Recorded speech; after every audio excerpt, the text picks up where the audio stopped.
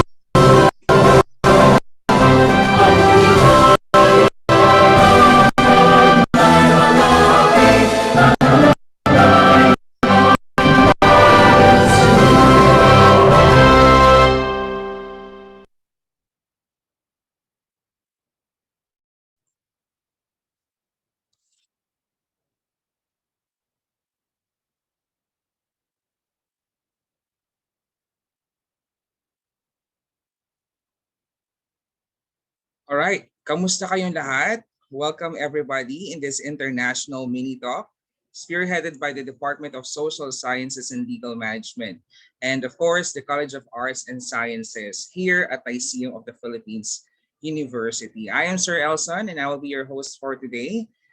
This will be the first episode in a series of mini talks that will discuss a wide range of topics that appeals to the need of essential understanding in our world today. For this pilot mini talk, our discussion today will revolve around the theme Interaction in an Age of Intense Globalization and Migration and Sustainability. To formally start our learning journey today, let us hear from the Dean of College of Arts and Sciences, Dr. Joseph Francisco, for his opening remarks.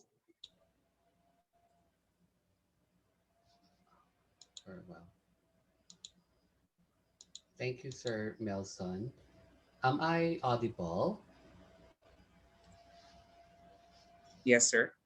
Oh, thank you. All right. Good afternoon, everyone. First, I would like to thank you all for joining us today in this international webinar. Spearheaded once again by the Department of Social Sciences and Legal Management, led by the program head, Dr. Abigail Carlos, and her strongly driven faculty members. I understand that this project started as an alternative class of Miss Jovi Quadra and expanded to a wider audience with the assistance of Dr. Angel Damili. Also, my sincerest appreciation to the personnel of CPAD, JR, also with Director Recto, as well as the other units of our university. Likewise to our very supportive OIC Vice President for Academic Affairs, Miss Jennifer Tupi. And of course, what makes this event very important is the presence of our sought after speakers and experts. Despite their busy schedules, they accommodated our invitation, and they will be properly introduced later in this program. What I really like about social sciences in general is having a wide range of relevant issues that are worth discussing, such as today's topic on the interaction in an age of globalization on migration and sustainability. I wish I could break this into tidbits of information, but just like the others, I would rely on the knowledge of our invited speakers to expound further on these concepts or ideas. But I think in the contemporary world, our interaction is an important link between globalization and sustainability. Much progress has been made in understanding the effects Relevance is too of subjective. With globalization, hurricanes. but let us take a closer look at the impact of such to migration and sustainability. For me, it is interesting to know the perspectives of our experts so we are guided in understanding how our present and future scenarios would look like and what do they imply. The world is again in time of immense change and challenges. We see and hear a lot of crisis and conflict in several nations, which may be directly or indirectly covered in the discussion today. But I feel the need to keep ourselves abreast with information that are based on facts and research, especially that our country has a lot of catching up to. Once more, our colleagues greatly appreciate the efforts of the organizer for creating an activity that will engage our students and our participants towards an objective, concrete, and interesting exchange of ideas. Because this is what we aim for in LPU, that by learning, we continue taking the lead. That's all. Thank you, everyone. Thank you, Dean Francisco. Indeed, those were the most, that is what this seminar is all about. Now, relevance po. Relevance with the contemporary world. Thank you, Dean Francisco, once again. Shout out to all Lycean students listening today or listening now, especially those taking up the contemporary world subject. And also, hello and welcome to the senior high school students from different private and public schools. And of course, our gratitude to all hardworking educators that keeps education alive even during these trying times. So we appreciate you all for your time in participating in this webinar series. To introduce our first speaker, may we have Mr. Audran Red Guillermo, Faculty, Department of Social Sciences and Legal Management. Sir Odie.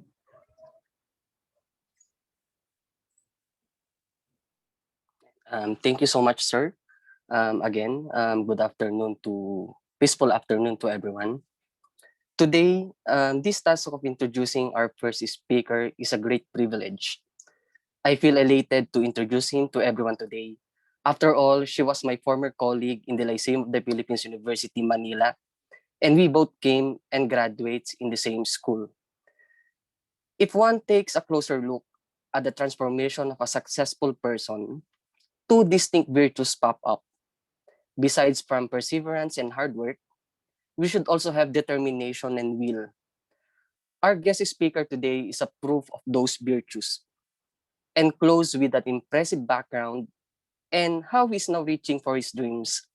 It was not therefore surprising that he is very suited to give this talk for us. Our first speaker today is an associate member in the Center of the Palestine Studies at the School of Oriental and African Studies of the University of London in the United Kingdom. He obtained his master's degree, Masters of Arts in Ecumenical Studies, specializing on sociology of religion at the University of Bonn, Germany, and has been working with various professional faith-based organizations, including Christian Peacemaker Team, Caritas Brussels, Peace Builders Community Philippines, and Pananaw Pinoy. He is currently pursuing his PhD degree in religious studies at the Hamburg University, Germany, under his advisor, Professor Dr. Giovanni Maltesi, and a PhD visiting researcher at the University of Vienna, Austria. My dear students, fellow professors, let us all welcome and listen to our first international speaker, my good friend, Professor Hadje Sadje. Sir Hadje. Thank you, Professor or Dr. Odi. First of all, I would like to express my utmost gratitude to the organizers, especially to the College of Arts and Sciences, to our Dean Joseph, to the Department of Social Sciences and Legal Management, Professor Quadra, Dr. Abby, Doc Angel, Doc Nestor, Professor Camille, Professor Joel, and to all the personnels and the LPU IT team. Let me go directly to my presentation. I hope my PowerPoint is already on screen. Tama ba? Okay. Thank you. Now, first, I must confess that this topic, globalization and migration, is impossible to summarize or present in 30 minutes. I think it takes a semester to digest and follow the current debates and developments of these two distinct but interrelated topics. Today, I will try to give you the general overview, a more down-to-earth approach to globalization, perhaps a little bit on migration. Let me start with the hotly debated concept of globalization. First of all, according to scholars, the term globalization did not enter the vocabulary of everyday life until about 1960 and was popularized in 1980s. Also, most social scientists saying that the development or the emergence of globalization is linked to the Western capitalism. I quote, globalization, it is linked to the 16th century emergence of capitalism in Europe and subsequently of subsequent expansion of capitalist world system around the globe. As Immanuel Wallerstein puts it, globalization is usually usually thought to refer to the reconfigurations of the world economy that has only recently come into the existence, in which in which the presence of all governments to open their frontiers or borders to the free movements of goods and capital is unusually strong. What is described as something new or relatively open frontiers or borders has in fact been a cynical occurrence throughout the history of modern world system. Moreover, if this is true or accurate, the word or term globalization is relatively newly invented modern term or vocabulary. But this is not the point here. What I would like to give emphasis is that if the word globalization is a recent vocabulary, as scholars observed, it has been astonishing or surprising progress over the past 50 or 60 years. In fact, it is one of the hotly debated subjects in Western and non-Western academe in recent years. This observation was actually echoed by the popular sociology author George Ritzer. He stated, I quote, "It is likely that no single topic has received as much popular and academic attention in recent years as globalization. The academic concern is motivated in large part by the extraordinary public importance of interest in and worry over globalization. However, research added reasons internal to the academic world, example, reaction against early and narrow approaches to what is called now globalization, also had led to a near obsession with this topic. In his book titled Globalization and Migration, according to Eliot Dixon, yep,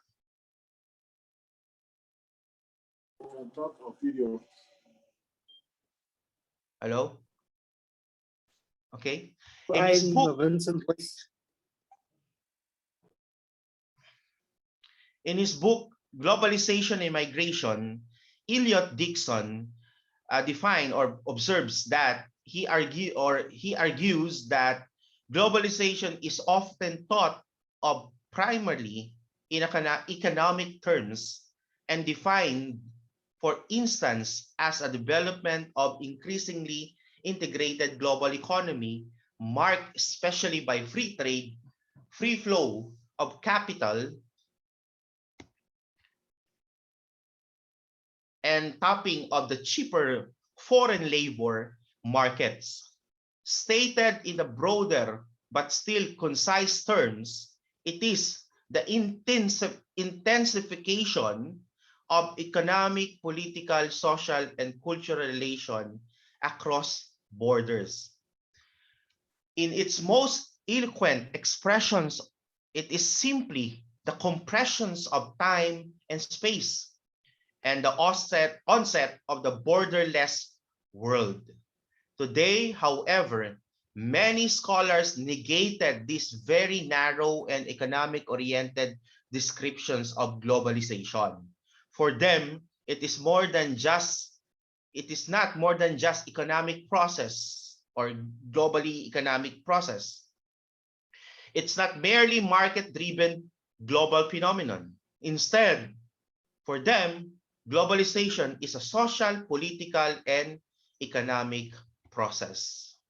Moreover, I find the descriptions of David Held and Anthony McGrew about the concept of globalization.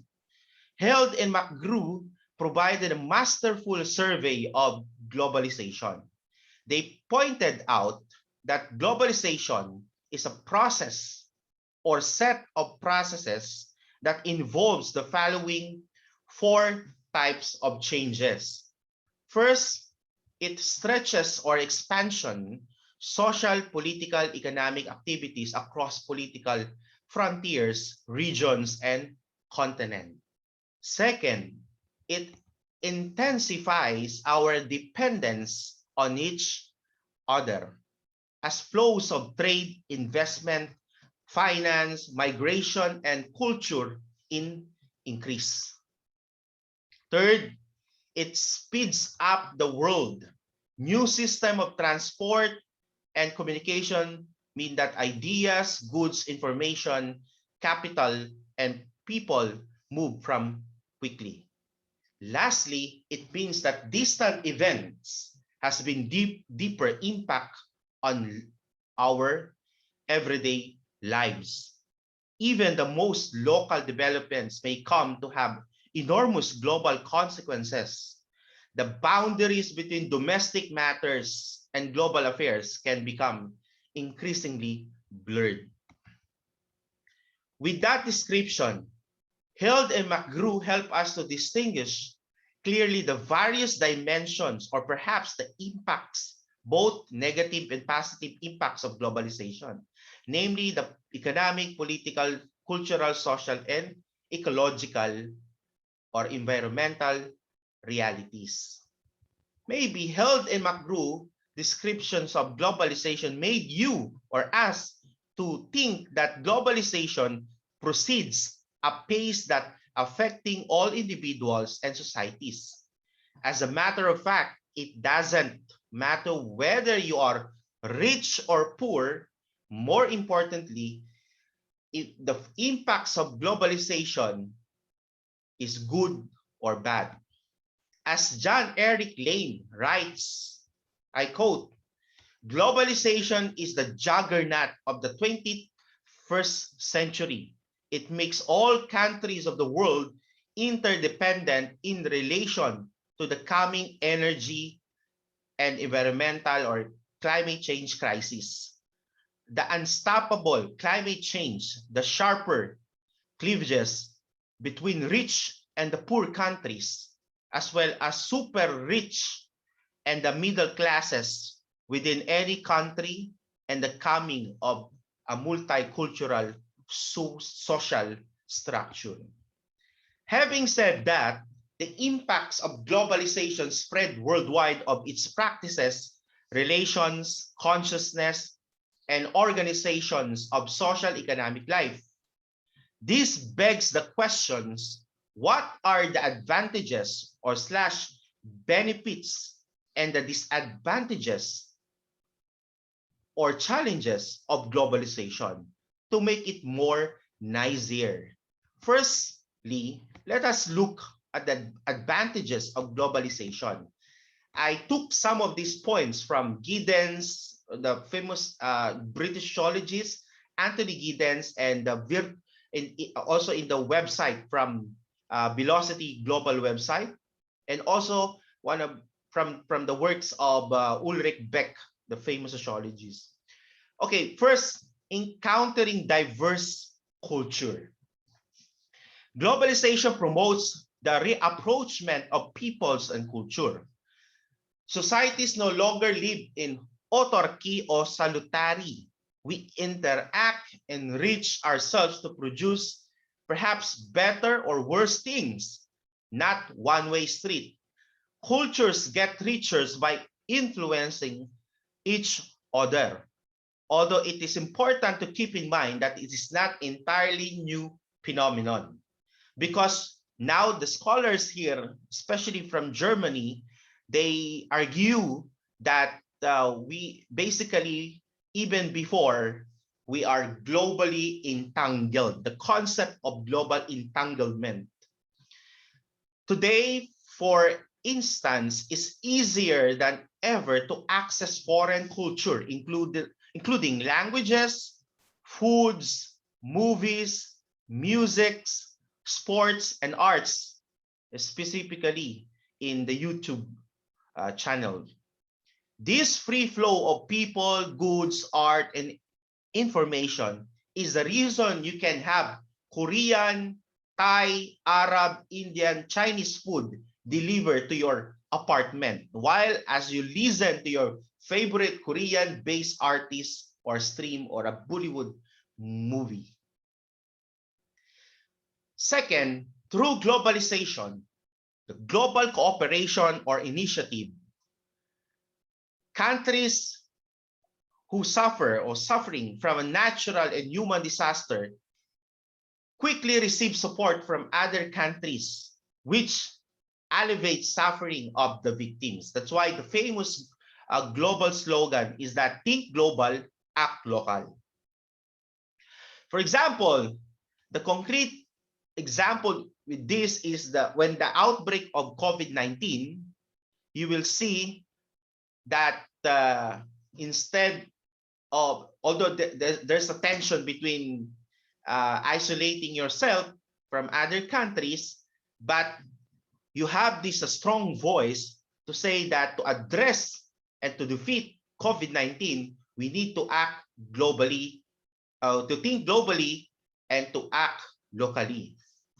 And according to Ulrich Beck, one of the prominent sociologists, because of globalization, there is an increase in number of strength of transnational agreements, actors, and institution, like in the climate change agreement in Paris.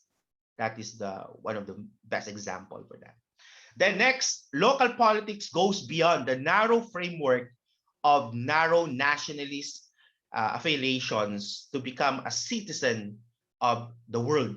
That's why we have now in the social sciences called, or in the philosophy, we call that the global citizenship. Next, the spread of technology and innovation. Many countries around the world remain constantly connected. So knowledge and technological advances travel quickly, because knowledge also transfers so fast through technology. This means that scientific advances made in Asia, Africa, including in South America, can be at work in the United States in a matter of days. As observed by Beck, another point, the access to new talent, remote staffing, and community labor and capital are increasingly placeless. I can work here, I can teach here, in my present location like Belgium, but at the same time, my student is from the Philippines. Another example is that globalization allows many companies to find new specialized talent that is not available in their current market. For example, globalization gives companies the opportunity to explore tech talent in booming markets such as Berlin or Stockholm, rather than Silicon Valley. Again, international PEO allows companies to completely or compliantly employ workers overseas, without having to establish a legal entity, making global hiring easier than ever, and many more. On the other hand, what are the disadvantages of globalization? Many scholars around the world that have argued continuously that globalization has benefited the development countries more than the developing countries, like, for example, Philippines. Hence, widening the gap between poor and rich and poor nation, subsequently creating substantial differences between North and South. Over the period of time, implications of, or the impacts of globalization have been carefully explored. Interestingly, there are four significant outcomes: politically, economic, cultural, and technological. But I will not, because of time constraint, I will not going to discuss that in details. Okay, let me give you some example of these advantages, of some of the advantages of globalization. First, the loss of cultural identity. In connection above, while globalization has made foreign countries easier to access, it has also begun to melt unique societies together, for good or for bad, or for advantages or for disadvantages. The success of certain cultures throughout the world caused other countries to emulate them. But when cultures begin to lose their distinct features, we lose our global diversity. That's why some scholars like philosophers like Slavoj Žižek said, actually the dominant culture will or the subdued cultures, the small c in culture will subsume to the dominant culture. So consequently, scholars observed that the greater chance of reaction, or what we call the backlash for globalization, is being violent in attempt to preserve cultural heritage, for example, the Muslim countries. Next, unemployment and financial insecurities and immigration challenges. Political climates in the United States and Europe shows that there are different viewpoints on the results of globalization, as I mentioned above. Many countries around the globe are tightening their immigration rules, and it's harder for immigrants to find jobs in the new countries. This rise in nationalism is mainly due to the anger or disappointment or insecurities from the perception that foreigners will fill domestic jobs, or the countries moving their operations abroad to save money on labor costs. For example, Economic Policy Institute reports that US trade deficit with China, or the amount by which our exports exceed our imports exceed our exports, was 3.4 million jobs. In addition, the reason also for unemployment is jobs are outsourced to other countries that pay lower wages. It can make illegal activity easier. Another point is it make illegal activity easier as large-scale syndicate can be set up across numerous countries. For example, drugs, prostitution, and illicit armed trades. Next, it also destroys local economy or domestic market, like trade war. For example, local products versus foreign products. However, the foreign products are more cheaper. Like for example, galing ng China, example, bawang, mas mura, mas malaki, compared to the local produce of garlic. Instead of free trade, scholars and activists pursue or argue or contend that we need a fair trade instead of free trade. Fair trade emerged as the campaign attempting to antagonize the more and more emerging exploitation of farmers and workers in third world countries. Next, globalization and technology means equal surveillance. Rampant developments of technological dimension has forced modern day society into being surveillance society. You know, the concept of big brother that violates your privacy. Like for example, CCTV camera, smart city. Then lastly, globalization has led to the decline in the power of national governments to direct and influence their economies, especially with regard to macroeconomic and management or public management, and to determine their political structures of commonly called the structural adjustment programs or SAPs, or commonly known the neoliberal policies. Neoliberal policies limit the state power to intervene in economic activities, even or to extend that these economic activities violates our basic rights and human dignity. Some would say globalization is a spread of the American/European political and economic model. In conclusion, going back to my assigned title, Globalization and Migration, many scholars argue that today, increased migration is one of the most visible and significant aspects of globalization. Growing numbers of people move within countries across borders looking for a better employment opportunities or better lifestyles or aiming for a higher education. This is commonly called the push and pull factors. Although migration is usually seen as problematic, especially to the third world, for first world countries or developed country, to be politically correct, it contributes to sustainable development, both sending, receiving, or host countries.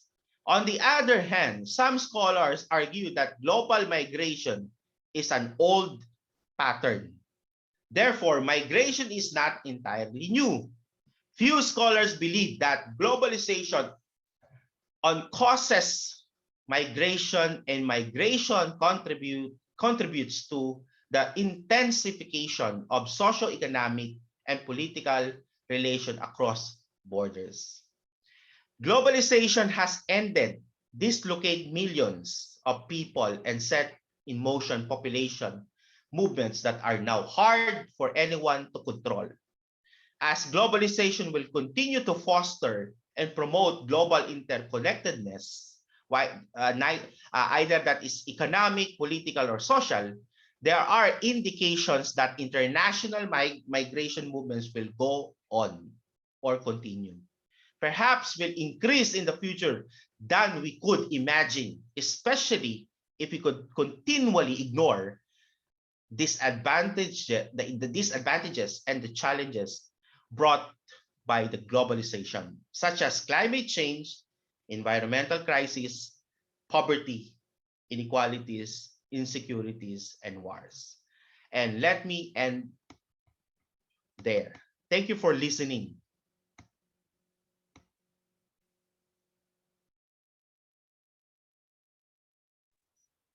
Thank you, Sir Haji. Okay, so indeed, with Sir Haji's talk, we realize, that there is an obsession with the study of globalization, and this obsession is basically motivated with uh, the importance of interest, and at the same time worry of how globalization actually affects people. So, Sir Haji, with globalization, it has been an academic interest in decades, and until now, like you said earlier in your talk, that the concept of globalization, even its origin is still widely debated. Do you think there is a link between figuring out how and when globalization actually started to the way the contemporary world appreciates its benefits, consequences, and relevance?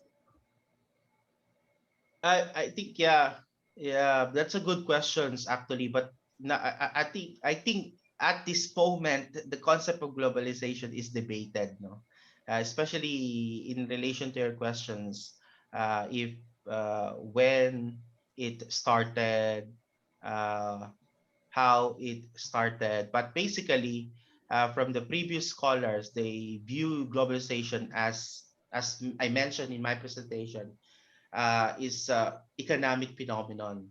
But of course, it's already rejected this dominant, very economic oriented view of the historical development of globalization. Although the economic aspect or dimension of globalization should be properly addressed by social scientists, especially now with this we are facing with this global pandemic, because the example these I may say that this global pandemic unmasked, the failure or who's actually left behind in the process of globalization. Uh, so I think I cannot actually, I don't know if I can answer that completely, but as I said, it's hotly debated until now. But well, I think like what Anthony Giddens, the British sociologist, called it, and Ulrich Beck called it. It's a juggernaut. I think when you imagine the concept of juggernaut, literally you can see how globalization really, we cannot actually escape now with globalization. The only thing that we can do is to face it, perhaps to reconstruct it, especially the economic and political aspect of globalization. Yep.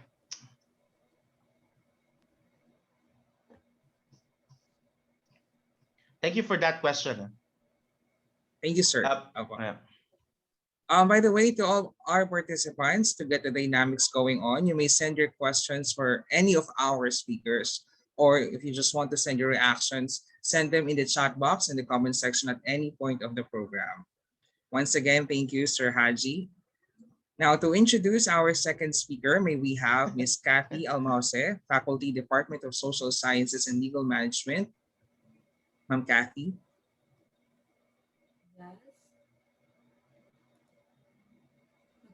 So our second speaker was born in apartheid South Africa with a racist constitution where only white are welcome as citizens.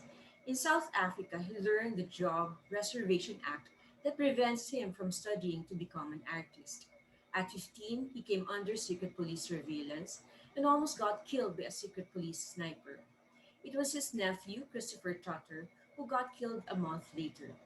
His community lacked sports facilities. Under a non-racist sporting body called SACOS, he helped create the first community chess club and were runners-up in the provincial championship that same year.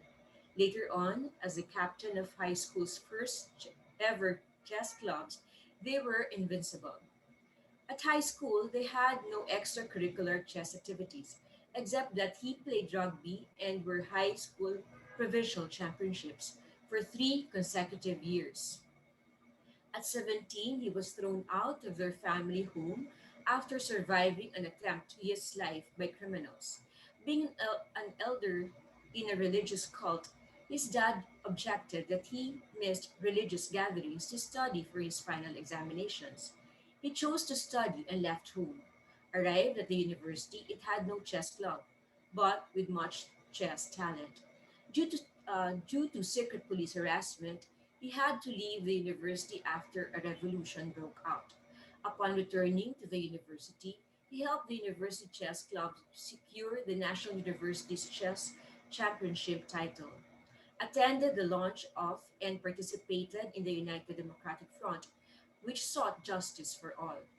After graduating from the university, he helped establish a high school in Cape Town City for historically marginalized black youth. He served on the PTSA, representing the teaching staff.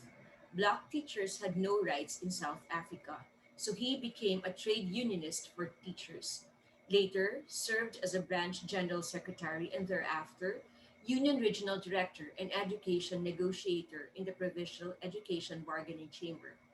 He was featured in the United Nations magazine for leadership in education under President Nelson Mandela's administration in the New South Africa. In 1999, he emigrated to the USA from South Africa. In Washington state, he served on the board of Seattle Foundation for Chess. He accepted an invitation to speak to the United States Chess Federation on chess in South Africa. In 2003, he became African ambassador for chess to the United States. The same year, he became aware that the regime changed plans. US blacklisted him for having been an anti-apartheid activist in his youth. Isolated and marginalized, he then used social media to advocate for justice in the face of globalized injustice. Without further ado, please welcome our second speaker this afternoon, Mr. Vincent Booys.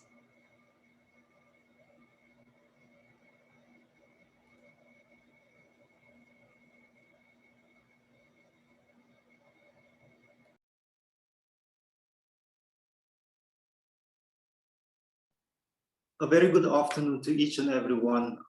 I would first and foremost like to thank the Lyceum of the Philippines University for granting me the opportunity to address the students. In addition to the university, I would like to thank also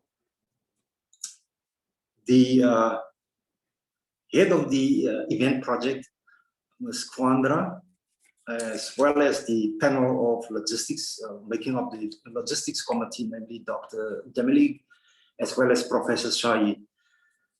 Thank you for allowing me the opportunity to address you as well as the students. Now, may I share, when I was a student, something happened during class, a packed class, about 400 students in the class, and the lecture already started when a beautiful young lady walked in, student, and she pointed past me at the seat next to me and asked me, is the seat available? Is there somebody sitting there?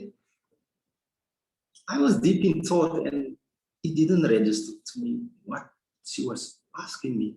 So I looked at her and she burst out laughing. Now, ladies and gentlemen, I signed this story with the express purpose of pointing out an aspect about us as individuals, singular individuals. We are not just singular individuals loose in the world. We may come from moms and dads. We belong to a family. That family is a singularity. Just as I am an individual as a singularity inside the family, my family belongs as a singularity within a community. My community is a singularity amongst many in my society under a nation state. And that nation state is part of, as a singularity, part of an international body or community of nations. And it is in this community of nations that as far back as after the First World War, there was a need for coordination of peace and security in the world. That body that was established was the League of Nations. My country was one of the signatories to, South Africa was one of the signatories to the establishment of the League of Nations. Later it became the United Nations. Now, when the United Nations, considering that the United Nations has such a huge responsibility that it took on early in, just before the mid-20th century,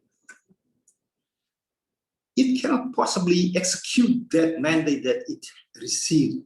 As such, the United Nations obviously had to have a system in place. Now that I mentioned system, let us look at the nature of systems and how, for example, in the history of mankind, in the West, only in the West, I'm not talking about the East. In the West, and consider that I'm talking now with you directly in real time from New York City. How is this possible? This is possible because in ancient Greece, the character was fashioned in ancient Greek society,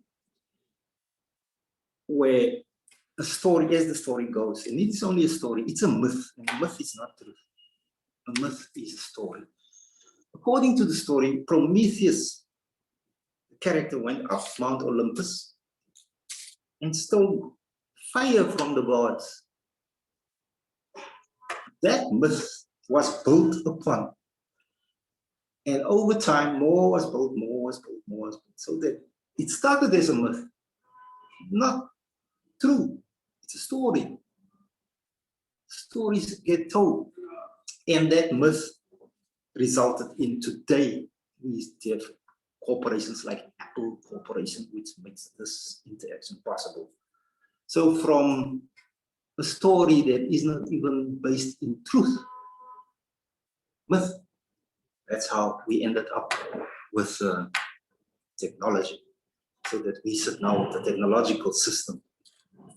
It is important to recognize also that it is not only the West that has this mythology, the stories.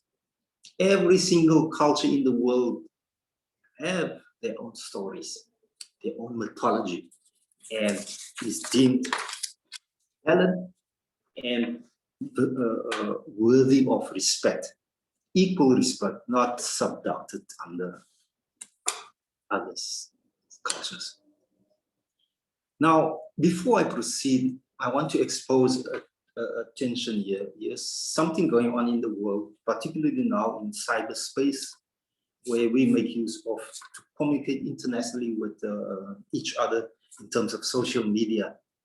How often did you not end up on Facebook and a pretty young lady come to you and present to you information, products, to the point where you afterwards have to stand back and ask yourself, is this a person real?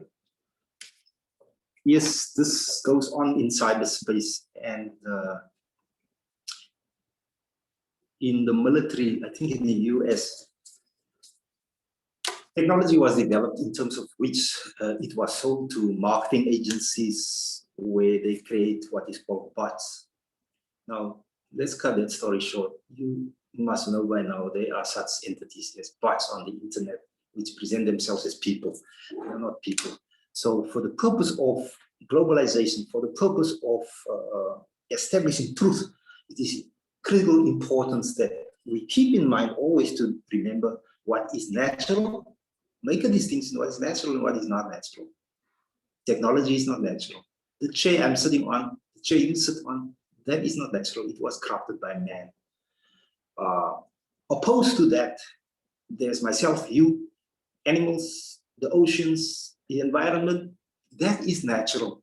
So always make a distinction between what is natural and what is not natural before great confusion sets in.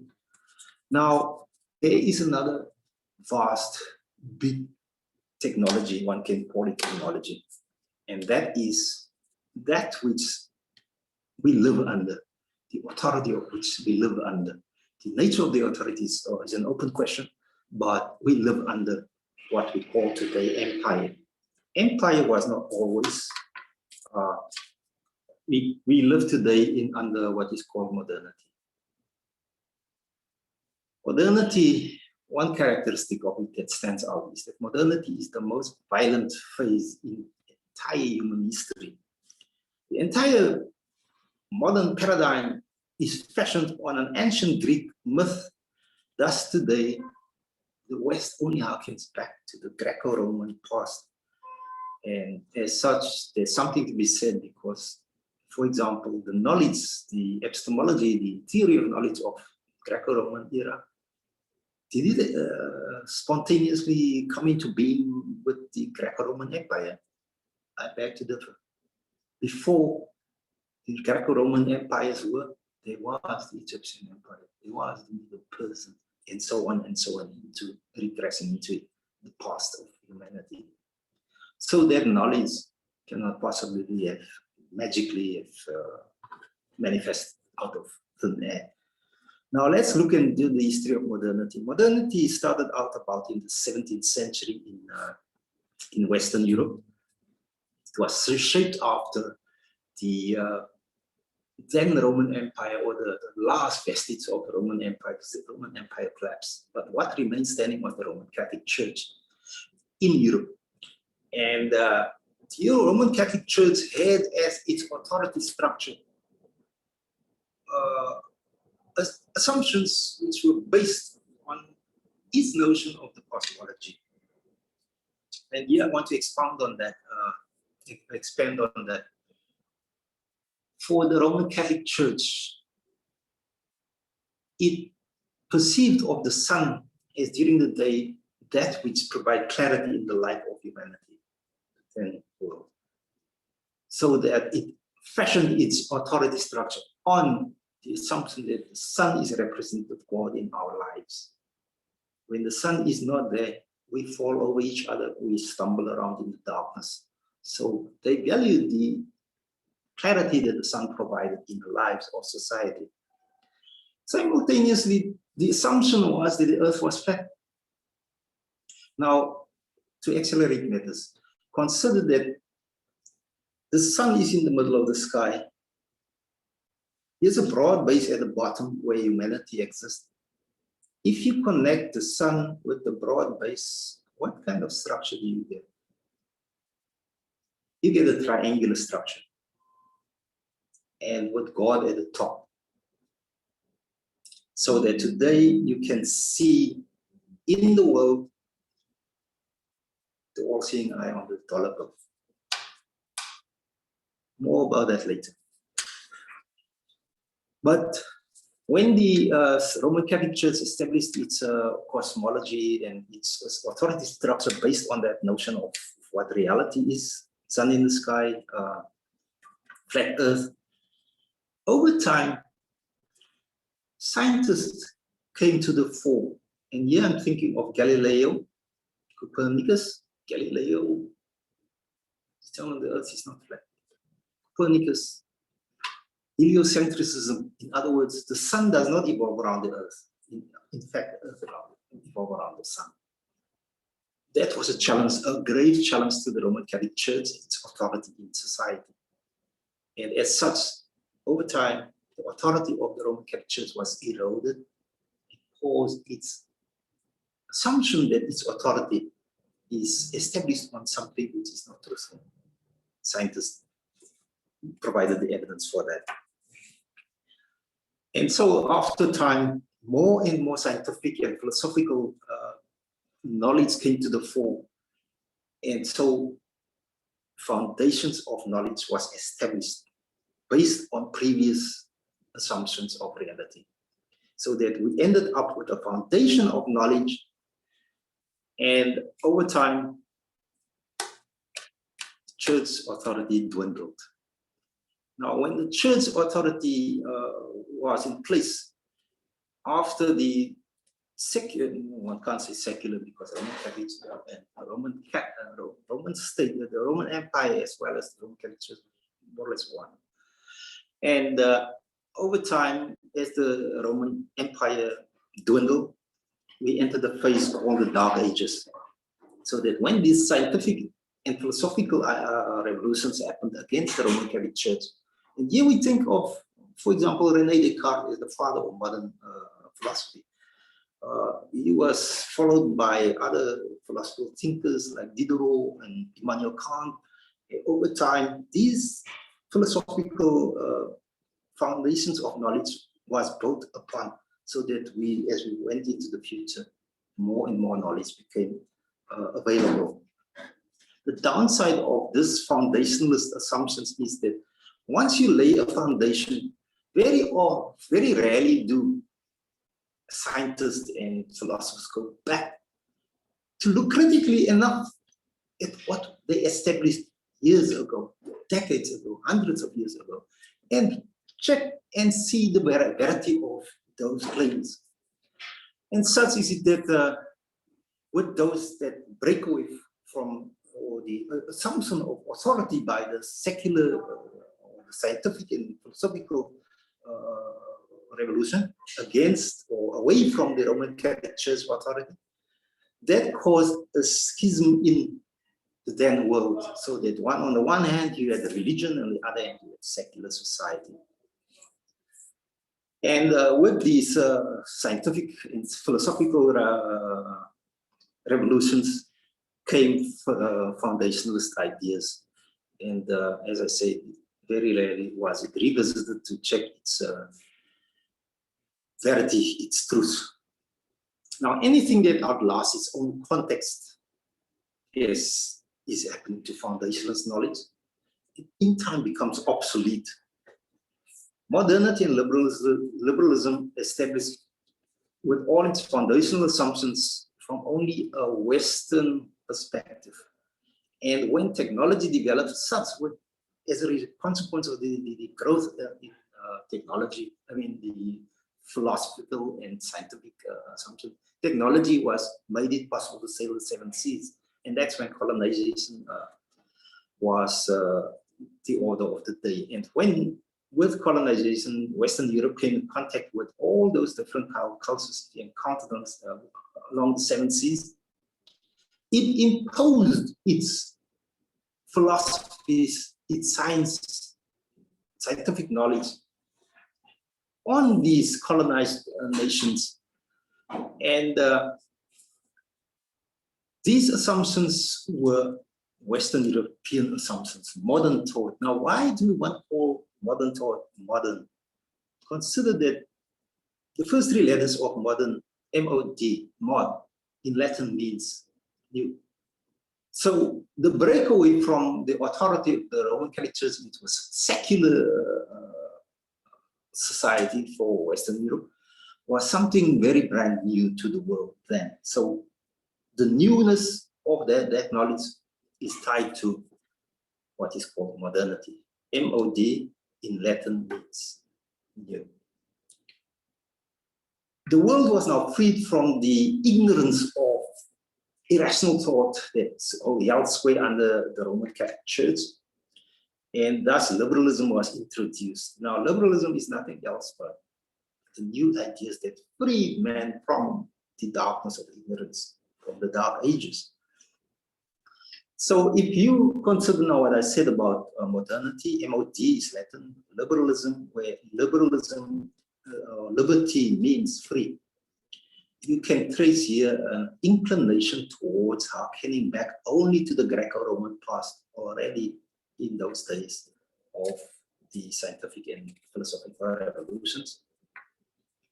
And that is when a philosopher like Husserl, he challenged the rationalist, liberalist notions regarding reality, which modernity imposed on the world. And he wrote a book in 1922 or around about the early 20s, and Jacques Derrida stumbled across this text. And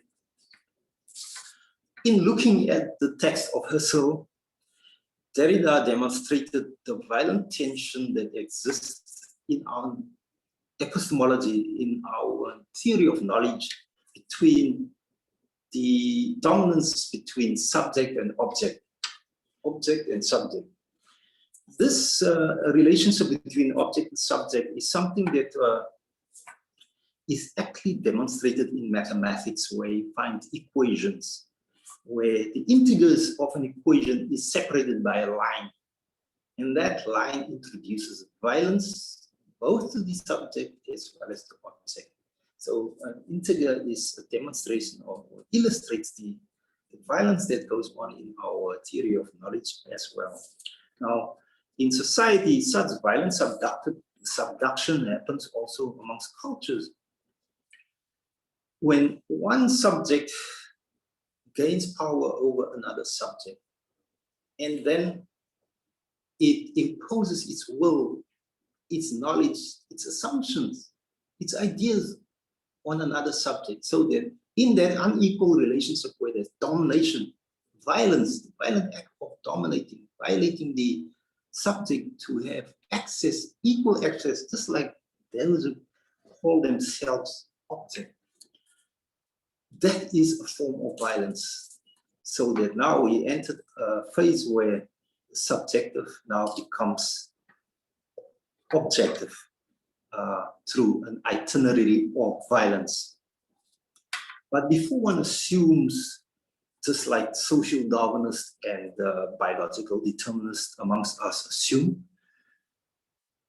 that violence is acceptable in terms of survival of the fittest. Remember that violence always is in need of substantiation, of justification. And thus justice in the world is a basic necessity. The culpability for violence is always the onus of the perpetrator. The defender against such violence is always justified in defending himself or herself ethically and morally against being violated for its right to life. Violence of the defender and of the defender in defense against the perpetrator of violence is thus not of the same status. And that must be kept in mind. Now let us look at the United Nations structure. I had the opportunity to visit the United Nations in 2008, and what I've learned from my tour guide was that there's something sinister happening in the corridors of the United Nations, where the stronger nations in the Security Council are veto powers over the weaker nations. These stronger nations almost invariably are owners of nuclear weapons. And that's it is crystal clear that the West dominates, and its domination stems from a history of violence. And if one can look into that history, one would find two identifiable dynamics. One, colonization. Initially, the violence of colonization was physical. And here we can think of the reign of the Belgian King Leopold in Belgium, Congo. Today, Congo is socially, infrastructurally, and economically, criminally underdeveloped. Yet the Congo owns the world's greatest deposit of minerals, the go-to place for the industrialized nations to get something for nothing. The system that is used by these businesses and commerce, trade and industry, finance, it is called capitalism. Capitalism is also just a foundation of assumptions in favor of what keeps the first world at the expense of the rest of the world.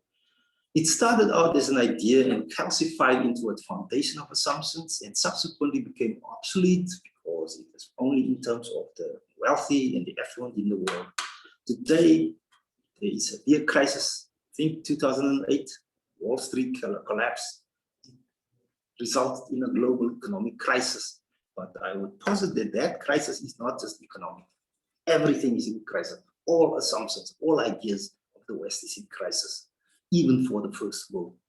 When those elites who benefit from the assumptions of such grand meta-narratives, and yeah, grand meta-narrative is a big word, but all that it means is a meta-narrative. Meta is something that becomes. So if you establish a foundation of ideas and you build on it, you build something that is very different from what was established before.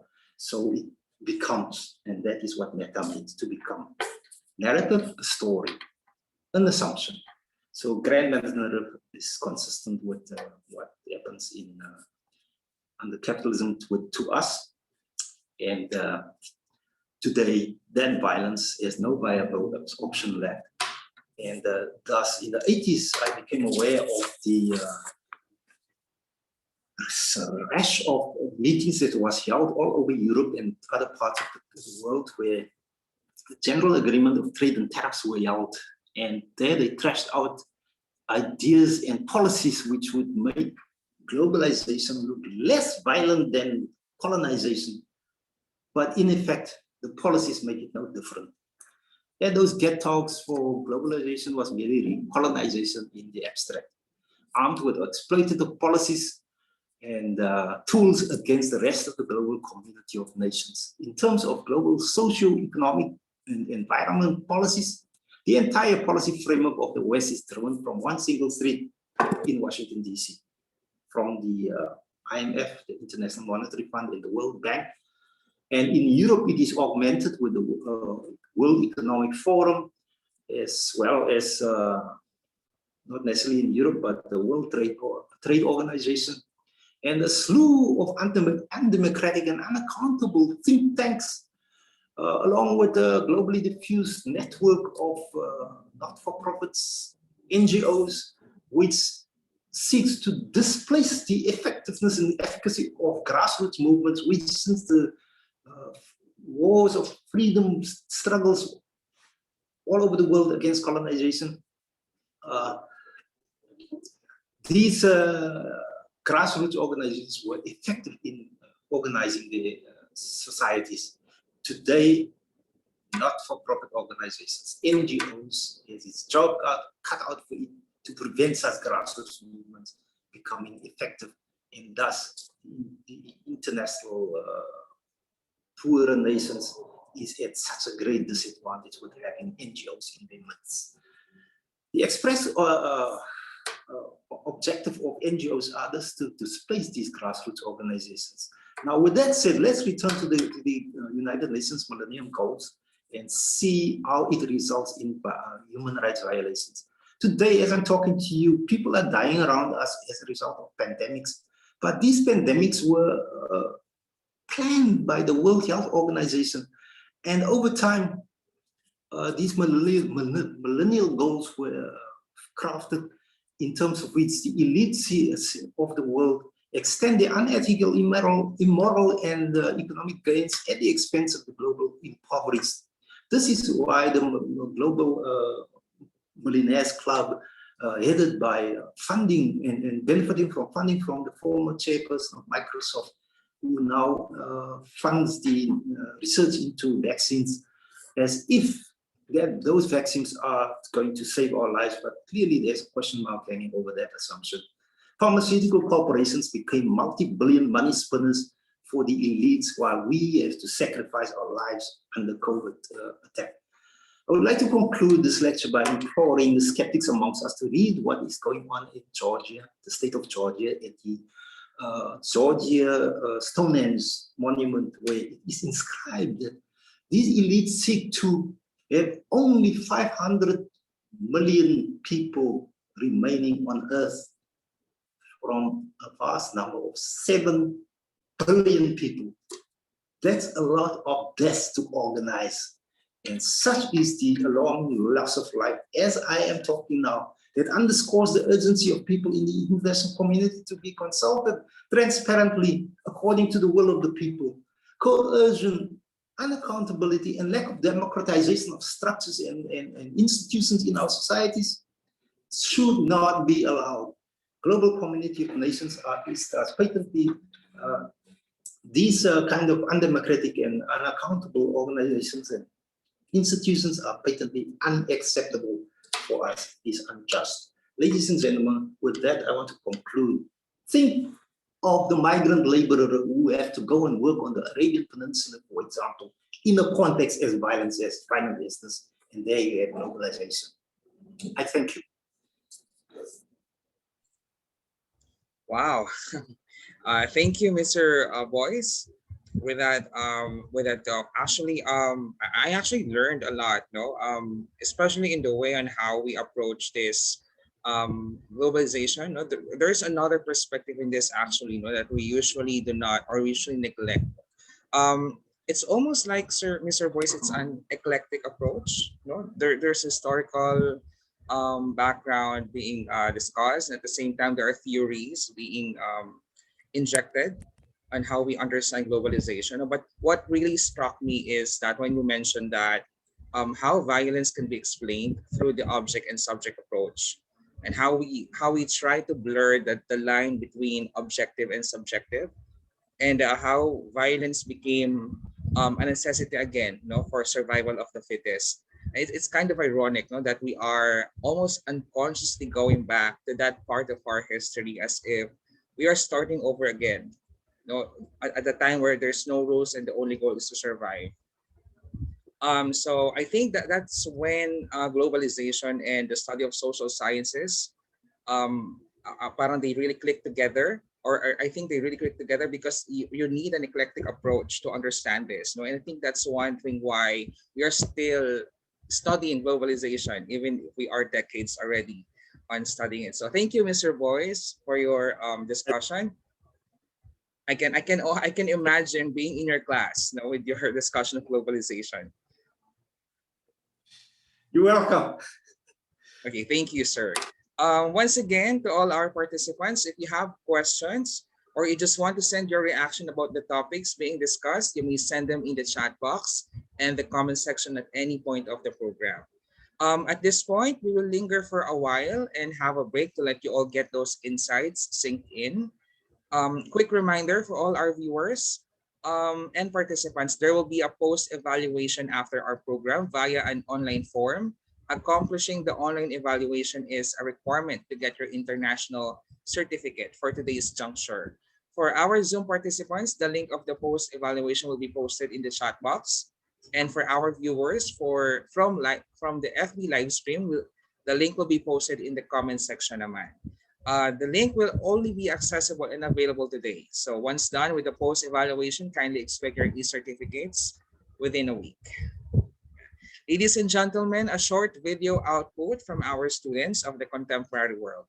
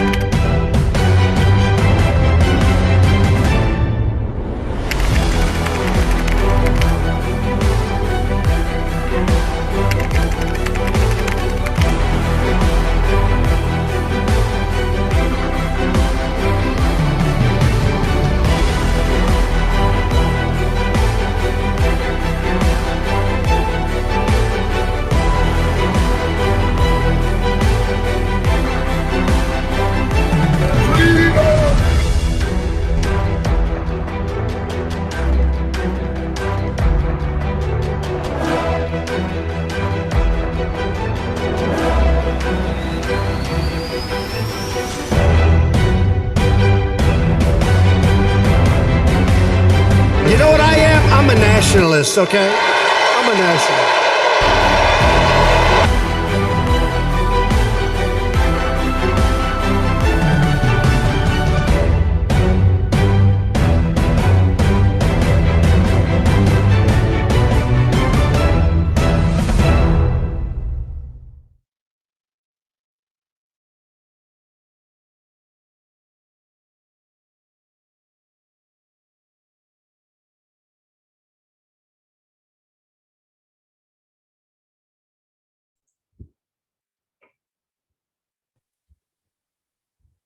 All right. Um, that video was very compelling. If I would, if I could say, welcome back in our mini talk with the theme interaction in an age of. By the way, thank you to to Ma'am Jovi Quadra. No, that was the video you just witnessed is an output, actually an output, no, from one of her activities in her class. So thank you, Miss Quadra, for that, for sharing that to us. Welcome back in our mini talk with the theme interaction in an age of intense globalization on migration and sustainability. Brought to you by the Department of Social Sciences and Legal Management, and of course, the College of Arts and Sciences here at Lyceum of the Philippines University. Um, Once again, a quick reminder for all our viewers and participants, don't forget to take the post-evaluation survey by clicking the link posted in the chat box in the comment section. The link will only be accessible and available today. Once done with the post-evaluation, kindly expect your e-certificates within a week. Let us now continue with our next speaker. To introduce our third speaker, may we have Ms. Camille Velasco, Faculty, Department of Social Sciences and Legal Management. I'm Camille. Good afternoon. Our third speaker is a member of the Faculty of Arts and Sciences of the University. Hello? Hi. Again. Hello, good afternoon. Sorry for the technical difficulty. Our third speaker is a member of the Faculty of Arts and Sciences of the University of La Salette Incorporated in Santiago City, Isabela. He is the program chair of the Philosophy, Religious, and Values Education program. Also, he is serving as the campus ministry coordinator in the said university. He is a graduate of Bachelor of Arts in Philosophy from Our Lady of the Visitation Seminary under the auspices of Our Lady of the Pillar College in Kawayan City. He took up Bachelor in Sacred Theology and Masters in Pastoral Ministry from the Immaculate Conception School of Theology in Vigan City, Ilocos Sur. He is currently taking up his Masters of Arts in Philosophy and is working on his master's thesis at the Lyceum of Apari in Apari, Cagayan. Let us all welcome Mr. Joel T. Quinones. Good afternoon, everyone. Thank you, Ma'am Camille Velasco. Hello po. Thank you, Ma'am Camille. Hello po. Good afternoon. Can you hear me? Yes, Yes, sir. sir. Good afternoon po. Welcome po. Yes, we can hear you. Okay po.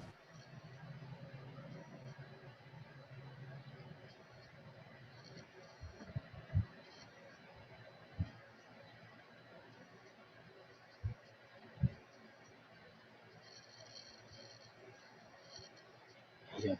Nakita ko na yung sarili ko. So, actually project my, my slide. Ako na lang po, ma'am. Hello.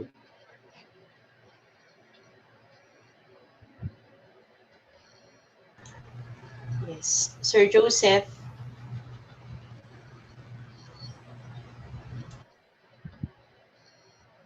Yun. Thank you.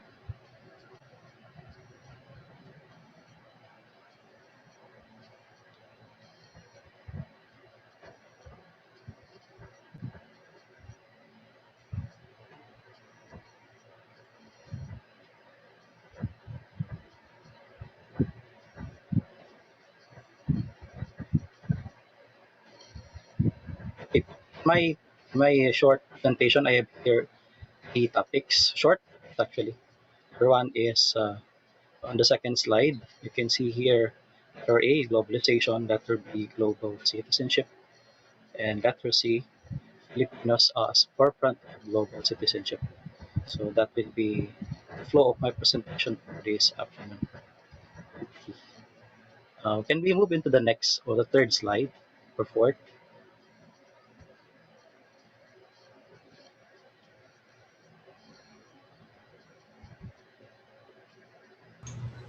Sir Joseph, third slide, please.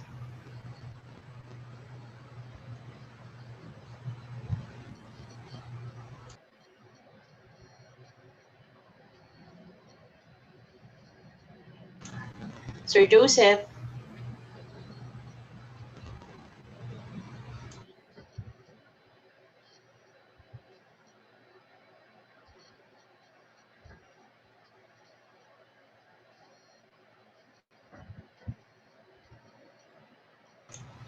Sir Joel, for a while lang po. Sige po. By the way, for our participants, no, if you have, I can see that you have questions. There are questions being sent in the chat box, no, and in the comment section of the live stream. So just keep on sending them, and then we're gonna have a portion in this program where we're going to read those questions to be answered by the panel of speakers.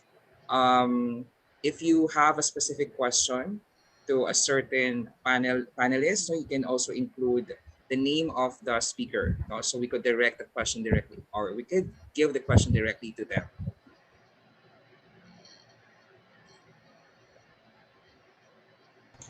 Okay.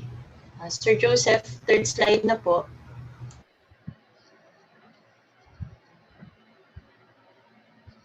Okay po. So we have seen in the previous two speakers what is globalization, and sir, can you move to the fourth slide? Ayan. So, globalization is next slide po. Ayan. So, perhaps these main things are the globalization is connected to these four major concepts, or maybe the other way around. These concepts might be uh, when we talk about globalization, we cannot go away with these four basic concepts. Number one is migration. And when it comes to the measurement of migration in globalization, we're using the word mega, supra. You know, the first circle is mega migration. That is, what is migration? Well, we all know this. This is the movement of citizens or people from one place to another, or from one country to another. The second concept idea is the urbanization. Urbanization is people are actually moving to places with places where there are greater opportunities. This urbanization causes progress, and at the same time, it causes congestion of population, crimes, and chaos, of course, together with development. Another idea is mega industrialization. What is industrialization?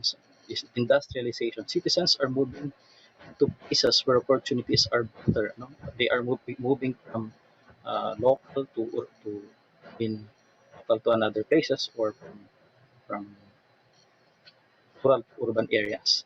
Another is mega mediatization. Development of technology, especially in the fourth IR or fourth industrial revolution, as being tagged, greatly supports progress and advancement. But with the same technology, people are creating chaos, crime, and wars. Say, for example, what we are seeing today, what is happening today in Israel. People. So this is the way I present globalization. I cannot go away with these four major concepts: migration, urbanization, industrialization, and mediatization.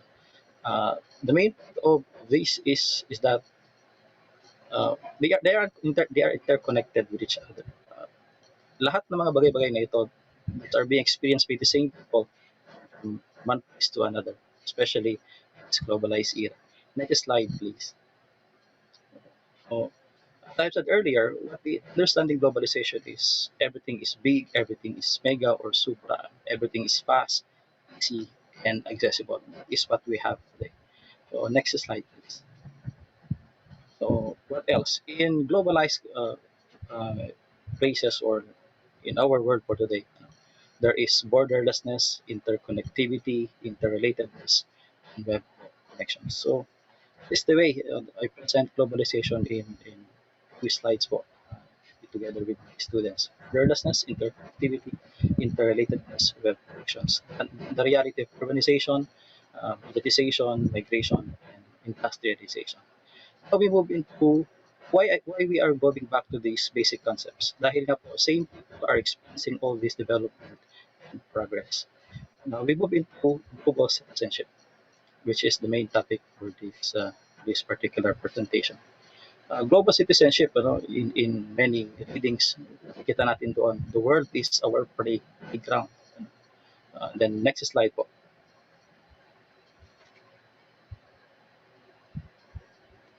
In the next slide, we will see the definition of is a citizen. A citizen is a person who, by either birth or naturalization, is a member of a political community, owing allegiance to the community and being entitled to enjoy all its civil rights and protection. That is from Black Laws Dictionary. And then what else? This denotes legal relationship between state and the individual. So basically, it depicts, or denotes our responsibility together with or with our state. And then the state is expected to provide the protection from physical harm in the borders and with its borders and protection and the exercise of its human rights. So something like the give and take relationship. The citizen is bound to show allegiance to the state and obey laws. Citizenship is allegiance and abiding by the laws of the land. But global citizenship is extending ourselves to others. Earlier with the previous speaker of Vincent Booys, nakakatuwang he discussed his topic uh, in relation to philosophy. Uh, in relation to global citizenship, there is only one philosopher that I have used, and that is Martin Buber.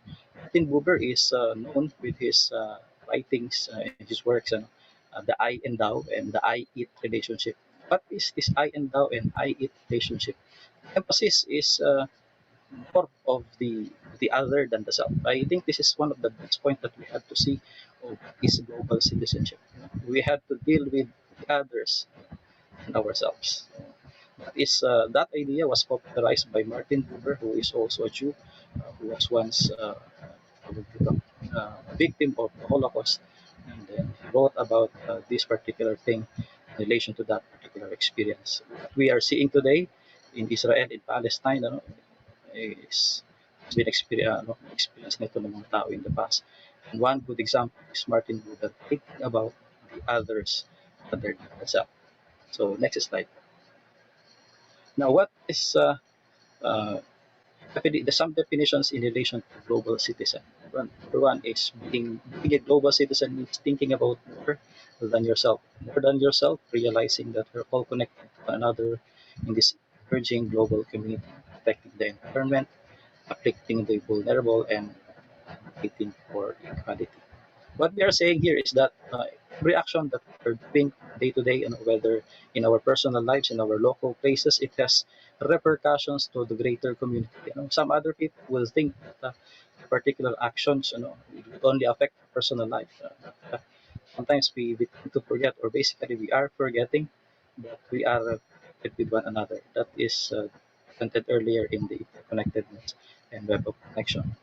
Is a definition by Joe McCarthy. Another another definition is a global citizen is someone who identifies with being a part of an emerging world community and whose actions contribute to building this community's values and practices. Well, what we are saying here is that we are part and whole of a greater society. We cannot separate ourselves from the greater society. Technically, we cannot isolate ourselves. When we say global citizenship, when we say global citizens, it is about shared values and shared responsibility. We should not forget this. What is global citizenship? It is all about shared values and shared responsibility. Then we have to understand also the essential values in relation to global citizenship. This slide. A global citizen is someone who is aware of and understands the wider world in his place in it. They active role in their community and work with others to make our planet more equal, fair, and sustainable. Uh, Essential values that we can get from this particular uh, citation is diversity, and then what else? We have independence and empathy. When we say diversity, this is our responsibility to respect the cultural diversity, tradition, and differences. Would like to quote what uh, Sir Vincent what I have said earlier. Uh, Cultures they have their own stories. We have to respect that. We have to treasure when we have to understand them. Earlier, I am checking with the questions to our Q&A. What about the emergence of K-pop culture and the effect in the in globalization? We have to appreciate, number one, we have to appreciate this particular culture, and then we have to adapt. As global citizens, we have to adapt into the changes na binibigay ng kultura ito. But at the same time, we should not forget our own. We respect diversity, at the same time, we respect our own origin. What else? Promote international understanding and international civil society. Example is international civil societies and organizations. There are civil societies working together with other people and working for the poor ones, the least, and the last, and the lost. They are basically the ones active in the community, and what is saddening is that they are being tagged as communists, they are being tagged as leftists, etc., etc. We should, all of us, we should take an active role in our community for that matter, whether we are a member of a particular civil society or not, because in the process, there is or there will always be repercussion and it has effect into the greater community. We should not forget that we are part and parcel of a greater society. So next slide, please. Yeah, this global citizenship, it is a way of living that recognizes our world, an extremely complex web of connection and interdependence, one in which our choices and actions may have repercussions for people. I have said already this one earlier. Kanina na. Take for example, we are burning plastics, we're burning garbage for that matter. On our end, sa atin, nakikinabang tayo because we are lessening our garbage. But the greater effect, the greater repercussion to other people is pollution. Halimbawa yun. Another, let's say for example, is social media in the development of mediatization. We are posting something in the social media, then we are reasoning out that it is our personal freedom that we have the right to post whatever we wanted to in our personal life. For us, it might be good, pero to some other people who are reading our posts, our discussions in the social media, develop something that is actually negative. Yung mga bagay-bagay na ginagawa natin sa sarili natin, sa pagpapalagay natin, ito ay walang kaugnayan sa iba. Technically, there is. So we have to consider the immediate effect of our actions to other people. When we are doing something, we should always consider effects to other people. Next slide, please. Letter B, it nurtures personal respect and respect for others wherever they live and encourages individuals to think deeply and critically about what is equitable and just and what will minimize harm to our planet. Um, I believe many of us are aware of what is happening in the West Philippine Sea. And the government, shall we say, playing safe or not doing well, its responsibilities toward our natural resources. Many reports had been said that resources are being destroyed. No, another is these people are entering our borders. That is that does not nurture personal respect to our resources and sovereignty. So lahat yun, ganito na mag-isip. Siguro wala nang sisiraing bakuran ng may bakuran, wala nang sisiraing o ugnay sa iba, wala nang ipapakialaman ng nangyari ng iba. We should ensure a global citizen nurtures personal respect and respect for others wherever they live. Napakahalaga sa ibang tao. We should understand the ways how people are interconnected and interdependent. We should understand the way our lives are connected to others in many places of the world. So basically, we are trying to murahin, we are trying to erase the concept of selfishness in ating mga kamalayan. Okay, next slide, please. Next po. Number one is, what is a global citizen? Person is he or she is aware of the wider world and a sense of their own role as world citizen. So these are simple terminologies, pero basically hirap itong sa buhay. Another, respect and values diversity. So, banggit ko na rin po yan kanina. Has an understanding of how the world works. Kung natin kanila, it's a alam natin yung kasabihang no man is an island. And then another example that I'm on using this is that we have say we have a pizza in front of us. Ano? Lahat tayo ay bahagi ng pizza iyon. Tawag sa isang piraso kapag wala na yung pito, it's the same pizza. Pag andun yung pito at naalis yung isa, is still the same pizza. We are playing the same role. We are important with one another. The toppings, the sauce, and everything that is in there is very important. No? Lahat tayo ay may role. Lahat tayo ay mahalaga in our own places. Ano? We should consider the function of everybody. Therefore, is outrage by social injustice. Napakarami ng taong nagsasalita patungkol sa injustice, social injustice. We have seen many people and commentaries pero mangilan-ngilan lang sa atin o konti ang kumikilos para labanan ang injustices. It is one of the biggest problem in the Philippines, I believe. And karamihan lang ay salita sa atin. So, as a global citizen, we have to work with this, particularly for us to eradicate injustice. What is global citizenship in relation to number 4? We have moral, ethical, economic, and political responsibility in our society.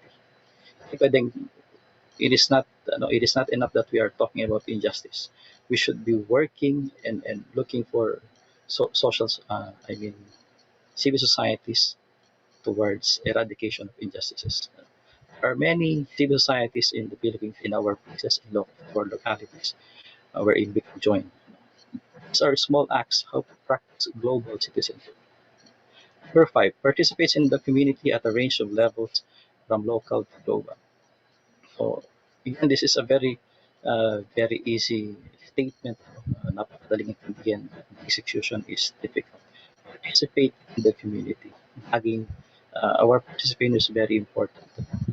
Number 6 is willing to act and make the world more equitable and sustainable place. We have seen that earlier.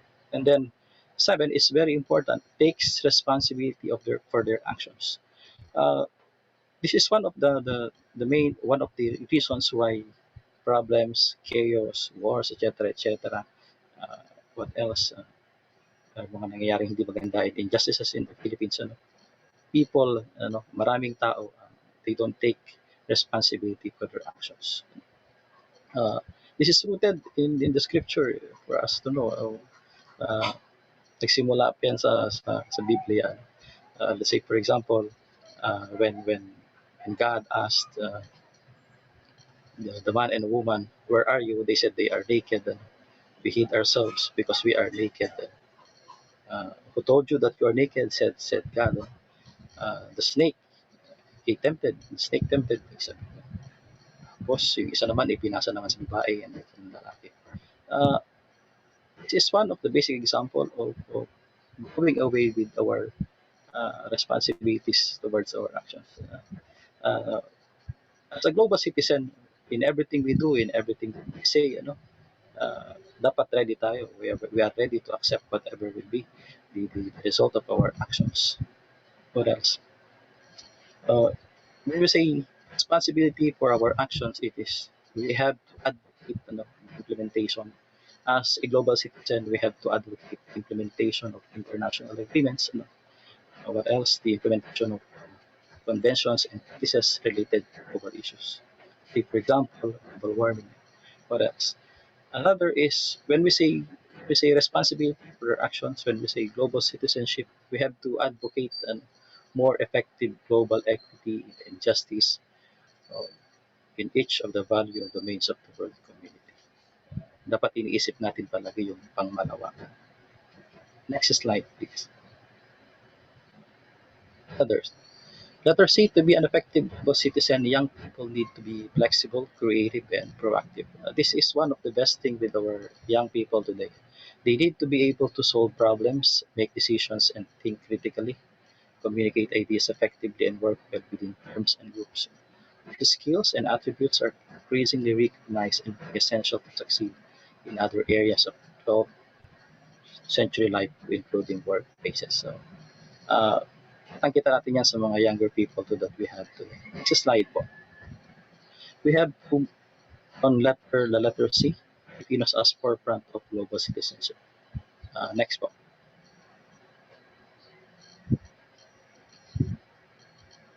Ayan. So, this is a data from PSA.gov. Why Filipinos are in the forefront of global citizenship. In June 4, 2020, based on the results of 2019 survey on overseas Filipino workers, there is there was an estimation of 2.2 million people, OFW, outside the Philippines.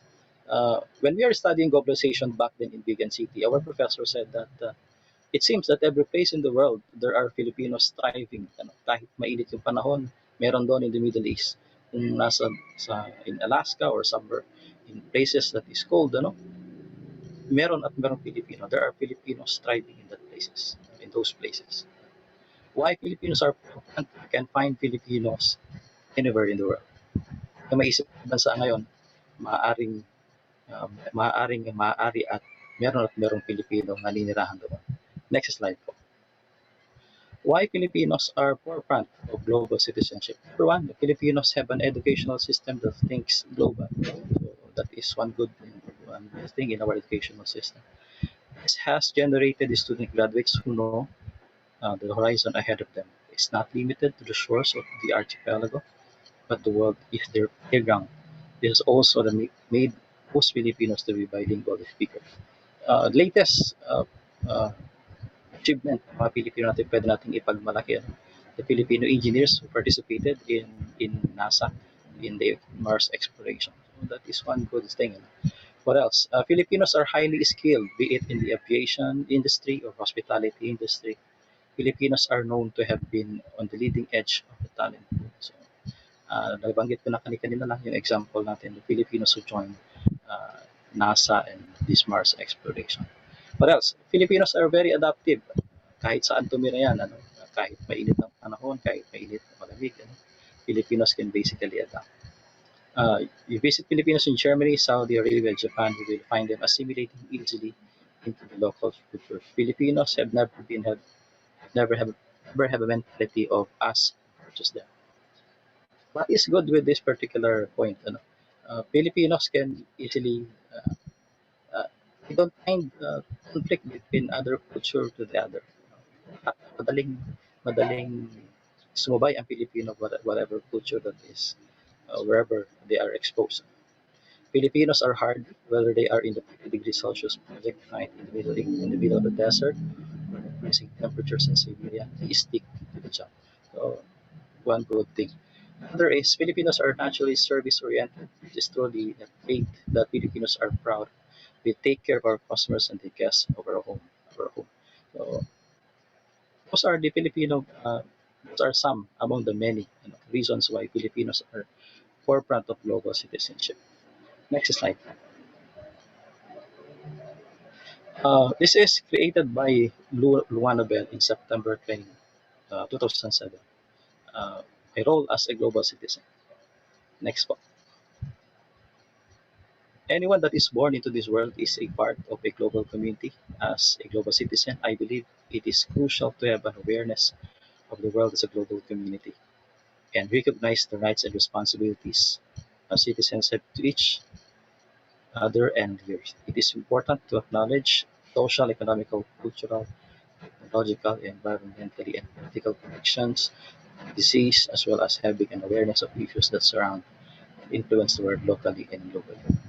Being a global citizen involves participating and contributing to the community at a range of levels, from local to global. Global citizenship is about understanding the need to tackle issues of injustice and equality and having the desire and ability to work actively to do so. Ang lagi kong sinasabi when it comes to this particular what is global citizenship or my role is, we should not forget that we will always be a part and parcel of a greater society. What we are doing today with our with our end, with our situation, with our places, with our localities, with our families, with our neighborhood. It has greater repercussions in the greater society or greater community. When we are doing something, always think of the the greater effect to other people. It will always have greater repercussions. Next po. So should of this time to time. Is global citizenship all over the world working together every day to make the world a better place. So that is in connection to the previous slide. Ay luwanag eh. So what is global citizenship? Kalimutan natin yung mga nauna kanina, ito yung pinakamahalaga. We should think that all people all over the world working together every day to make the world a better place. That is sum up in my presentation.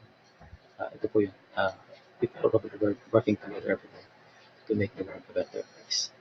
So yun po. Thank you and good afternoon.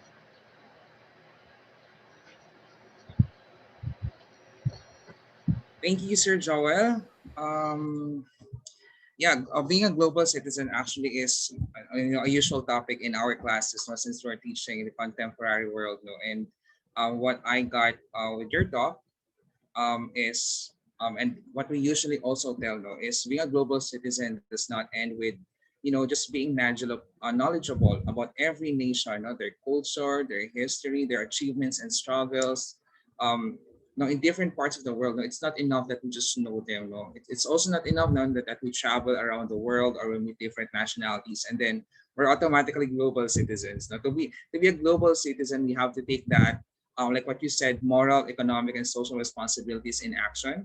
No, and there is a required skill and knowledge that makes an individual a global citizen. And that is what we need to reflect on. If you want to be a global citizen, then you have to be flexible, you have to be creative, and proactive. No, and we should be able to solve problems, make decisions, think critically, be able to communicate ideas effectively, and before we can do that, before we can look at ourselves as part of a bigger community, we can really just need to start working those skills in our very community, the community where we belong. So that's when we start to realize na to be part of to be a global citizen, we have to understand our identity first. So thank you, Sir Joel, for that explanation about global citizen. That's right. Just add, sir. Uh, becoming a global citizen, we should also be the young ones, our students who are listening to all of us. Uh, we should, all of us, we should be a problem solver and build a common ground solutions as much as possible. And we should avoid taking sides. Uh, uh, Taking sides, I mean, we should avoid taking sides with one particular point of view, but find ways how to put them together for us to avoid misunderstanding and chaos. That's one of the greatest role of a global citizen. We should be problem solvers, I should say. And what else? We should learn how to deal with the many atrocities and harassment and the many abuses in the moral, ethical, economic, and political arena. Thank you for that, sir. Yeah, thank you, Sir Joel, once again. Yeah. So it's now time for the much awaited Q&A portion. We are now opening the floor for an open forum. So I will be reading some of the questions from the Zoom chat box and from the FB live stream. And then I will just ask the panel to answer them one by one. All right. Or yeah. Okay, so let's begin. From Grace Joe Mirano, since we are in a pandemic where nation's strategy was to isolate or the strategy was to isolate and impose lockdowns, travel ban, and quarantine, did this imply that we are experiencing deglobalization? How would you relate it to the situation of India today? I think we can start with Sir Haji.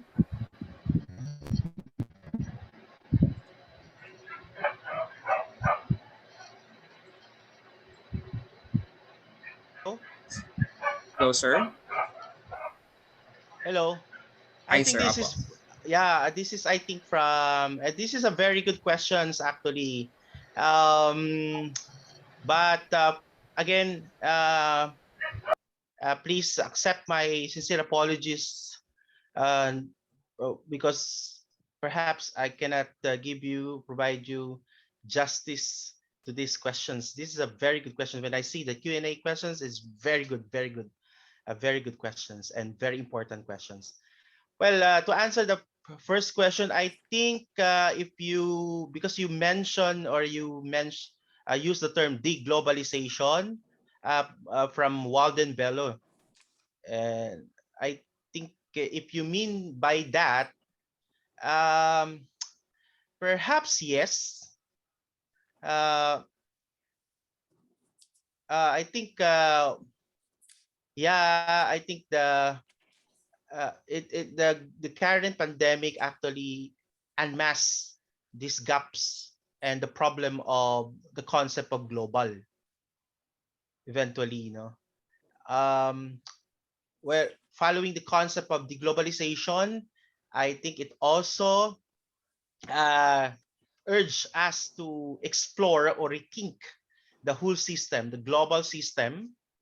uh like for example, as I mentioned, that following the concept of deglobalization of Walden Bello, uh, I think we need to reconstruct the world economy. It should be pro people, not only for profit. And also we need to reconstruct our not only the global economy but also the global political economy. And let's invest to local and national economies instead. Yeah, that's I Okay. think my answer, my short, quick answer. Apo. Thank you, sir. Apo. How about Sir Vincent? Can I just hear the question again, please? Yeah, sir. Well, since we are in the pandemic, where nation's strategy was to isolate people, no, imposing such lockdowns, travel ban, and quarantine, does this imply that we are experiencing the globalization? It definitely implies that we're experiencing globalization. But the question for me is, on what end are we on the receiving end of globalization, or are we beneficiaries of globalization? When I spoke, I broke down the history of modernity, how it established itself in terms of foundations of ideas, and that those ideas emanated expressly from Western Europe, and later on with the establishment of the United States. I mean, look where the native populations of the United States is in terms of the broader economy. They are nowhere to be found. Alcoholism, suicide is the order of the day for those people, the native peoples of North America. You see the same thing globally. So that if we want to ask whether globalization is in its current guise, the way globalization is set up currently, it's a scary situation.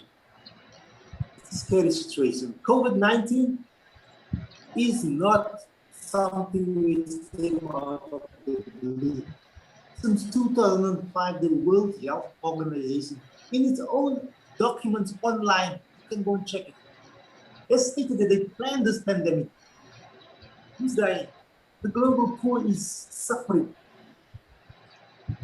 as well as economically. So, in the light of the question of whether we should be isolated, self-isolation because of COVID, well, we have to answer the question: is COVID a natural phenomenon? I'm not so convinced about it. All right, sir. Thank you, Sir Sir, Vincent. may I also add, I think following my argument, I think the best example now for me, the globalization is happening is the community pantry in the Philippines, when the national government, failed to respond to this lockdown, the hungry people, and jobless. They basically uh, people are responding from the grassroots, and I think that is the best model for me. What the Filipino sociologists call deglobalization. We need to deglobalize. We need to decentralize the power not only from the global but also to local.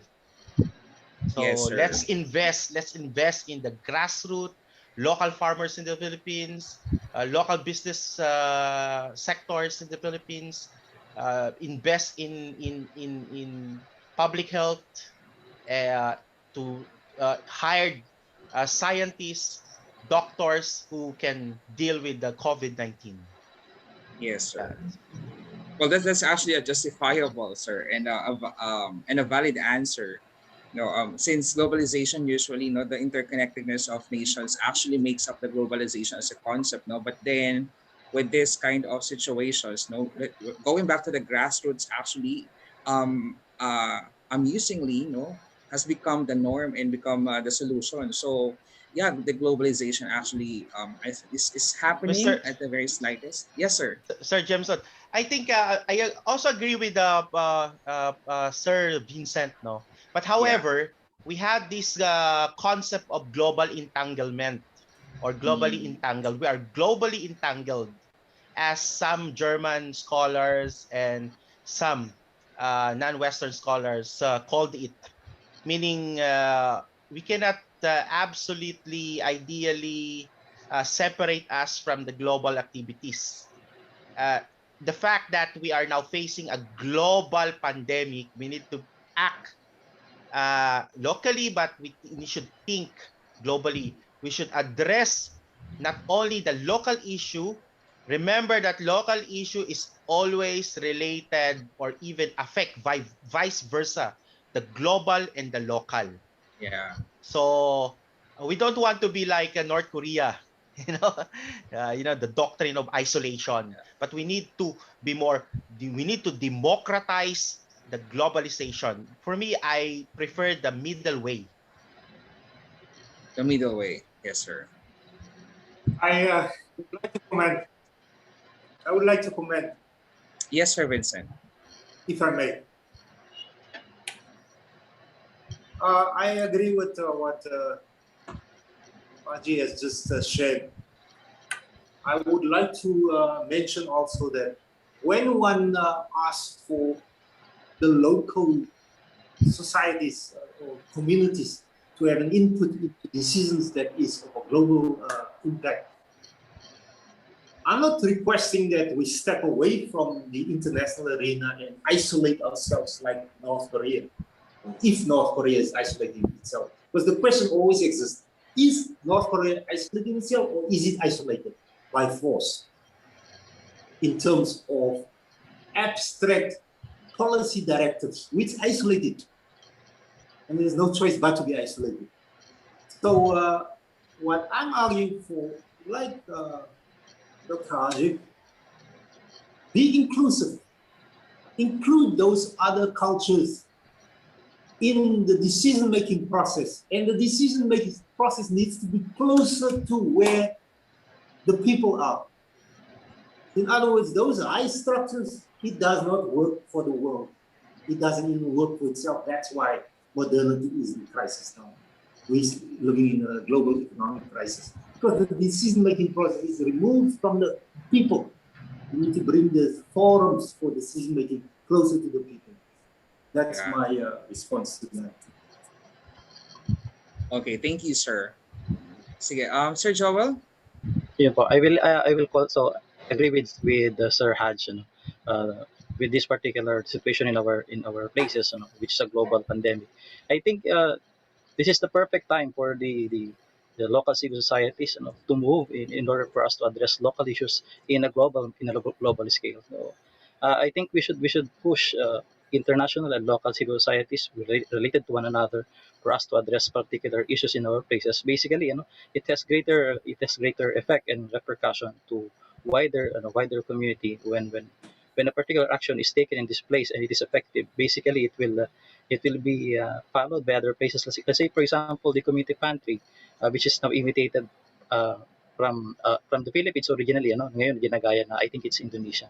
So that is one good thing that we are discussing in this particular topic, and really it will help us push civil societies for them to move, for us to move, I should say, so that we can help each other. Thank you. All right, thank you, sir. You see, this is how globalization is really an interesting topic, no? Because right now there are so many questions popping in my head just because of this question. So, well, anyway, thank you. Sir, And I'm gonna read. Yes, sir. Sir Jomel, son, may pinadala sa akin question si Ma'am Okay, sir. Jovi. All right. Sagutin ko raw baka awayin na kayo. Okay, sir. Okay, let me read the questions sent by Professor Jovi Quadra. The question is, how has globalized impacted interfaith relations? The question's coming from, I think, Professor Dr. Ernesto C. Padilla. Yes, from Saints Cook, ay from Santa Isabel, Sister Ernest. Okay. Okay.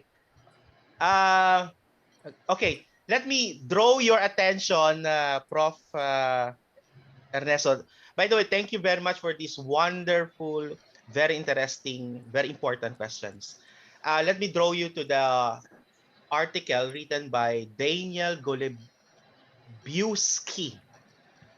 He offered three modest answers, I believe, to this or to your questions. First, he said that this explains, okay, how globalization engenders, since globalization engenders greater religious tolerance across areas such as politics, economics, and society as in large. I think globalization, at the same time, religion affects, not only globalization affects shape religion, global religion, but at the same time, global religion shape globalization. In fact, he mentioned that religion basically uh, used by religious or global religious groups, or like for example, the global evangelical movement, they benefited much from this uh, globalizing process or globalization. Using the technology, now religion become it become direct contact to bring religious staff from other culture. Like for example, in the West, the so-called West become more secularized. Uh, since we have this the phenomenon of globalization, religion find globalization, the globalizing process, as a means to spread their influence, their political, economic influence to the so-called secular West. Of course, that is debatable, because what do you mean by religion? What do you mean by secular? No? And also, what do you mean by globalization? Which globalization are you talking? Economic, political? But religion, basically, if you understand now religion, or departing the definition of religion from the Western definition, because the Western definition of religion is very dualistic. You separate the public and the private, the secular and the sacred. That is very problematic now here in Europe. Uh, Many scholars, European scholars and non-European scholars, challenge this dominant definition, the dualistic, enlightenment rooted definitions of religion, or even public religion or private religion. So I think, try to explore the article written by Daniel Golubowski. I can paste that to the chat box, Prof. But again, I'm very sorry because I cannot completely answer your question, because it really demand time to explain every single details how religion shapes globalization and how globalization shape religion. Thank you, Prof. Thank you, Sir Hadje. May I jump in here? Yes, Sir Vincent. May I? Uh, in terms of what Hadje just shared with us, I have a long-standing run-in with religion. And the question came up, and here I would like to talk to Hadje after the conference, because this is something to explore. Because Derrida himself wrote in The Gift of Death, he wrote on what is a religion, and when is a religion, or when is it just a cult? So Exactly. these are critical questions. These are critical questions to understand. And then my personal perspective after studying and reading much and widely is the contention that religion, as I said during my presentation, all cultures have myths and mythologies, so that the energy of a culture is particular to that particular culture. And so out of all these cultures of the world, one will find that there is a kind of theism in existence for those cultures. But these cultures are dominated under globalization by the West, as it is dominated by the West, as we can see. I mean, where are the status of religious formations in Africa? They are just dismissed as irrational witchcraft.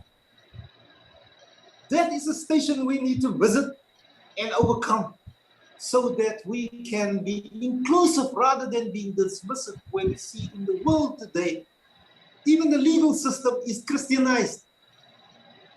In my country, for example, just the other day, I heard that there are laws being considered so that Muslim marriages can be equal in status to the Christian marriages.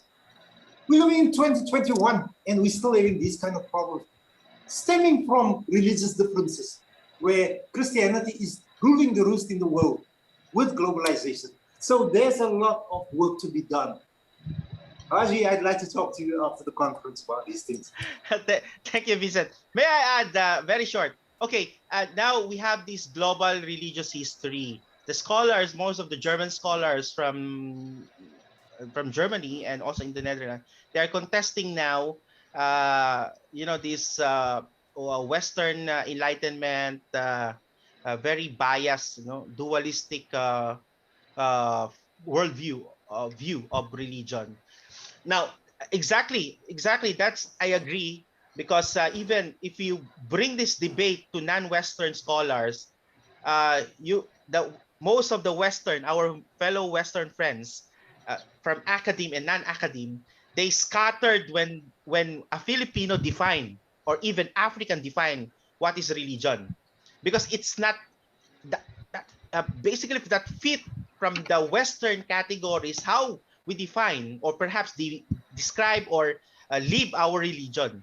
So I think, yes, in the world history, even in the contemporary social issues, religion is one of the downplayed or ignored topic, and that is very unfortunate. I would say that if that textbook try to get rid of religion, and this is, I observe mostly in the textbook in the Philippines, when they talk about sociology, social issues, social problem, they downplay the importance of religion. And for me, that is frame.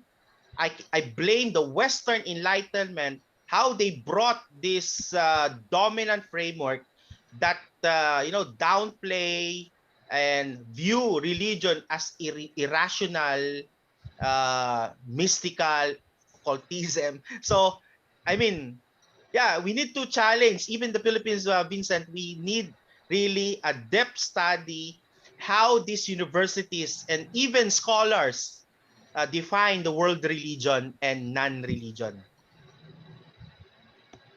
Thank you, sir. Sir Joel? It's absolutely. One of the best ideas I think that I can share it with you. Uh, we should I think we can go back to Jacques Derrida's deconstruction when it comes to religion, when it comes to discussions like this. It will really help us to go back and understand the foundations, or there are no whether there are no or there are foundations of religion, and some metaphysical backgrounds for that matter of the things we are believing and practicing today. So that I believe Jacques Derrida is very important in the discussions for this particular matter. Yeah. Thank you. Yeah, I think what we're having here now, since we only have two questions and yet we have this whole discussion, it's because for us to understand, like for example, with the globalization, we have to go back, and to determine what really globalization means. And when if we have to determine interfaith challenges, we have to go back and define what religion is, no? So maybe that is what we really have to do, for us to be able to get to that part where we can explain everything, no, when we talk about globalization. So Sir, um sir, alam yes mo, sir. ano yun eh, it's very, very difficult to answer because Yeah. if you try to look on the historical development of the concept of globalization, it's very problematic. But now, after the 9/11 attacks, now scholars, Western academe, turn into they realize that we need to understand world religion, especially Islam, because Christianity in the West is for them is very given, no. And in fact, there are hundreds of books, literatures published to attack or even to deconstruct religion. But after the 9/11, you see the interest of the world shift into from a very secular definition of world order. Now they now include religion, and now you have hundred, I would say, hundred of books now published about religion and in relation to international religion in relation to law, religion in relation to business. So because some, yeah, I agree with the rabbi. If you don't talk religion, it will become your problem. Yeah, that's a problem now. That's why when we discuss religion, we need yeah, we need to bracket ourselves, our biases. At the same time, we need to approach religion from non-dogmatic, but from multidisciplinary approach. Okay, sir. Yeah. Napag-uusapan, sa background, no, we have this group chat na talaga, the discussions were very intense, and that simply suggests that, no, the topic is really interesting, and yeah. Unfortunately, we have limited time, so we only have one more question to give. Okay, so unfortunately, I have now the decision to make, what questions to give. Okay, let me just choose from the questions given. Ito na lang po siguro. From Sharifa Aritja na and Aya Elaine Abrazo, how can we preserve our social identity despite the massive effect of globalization?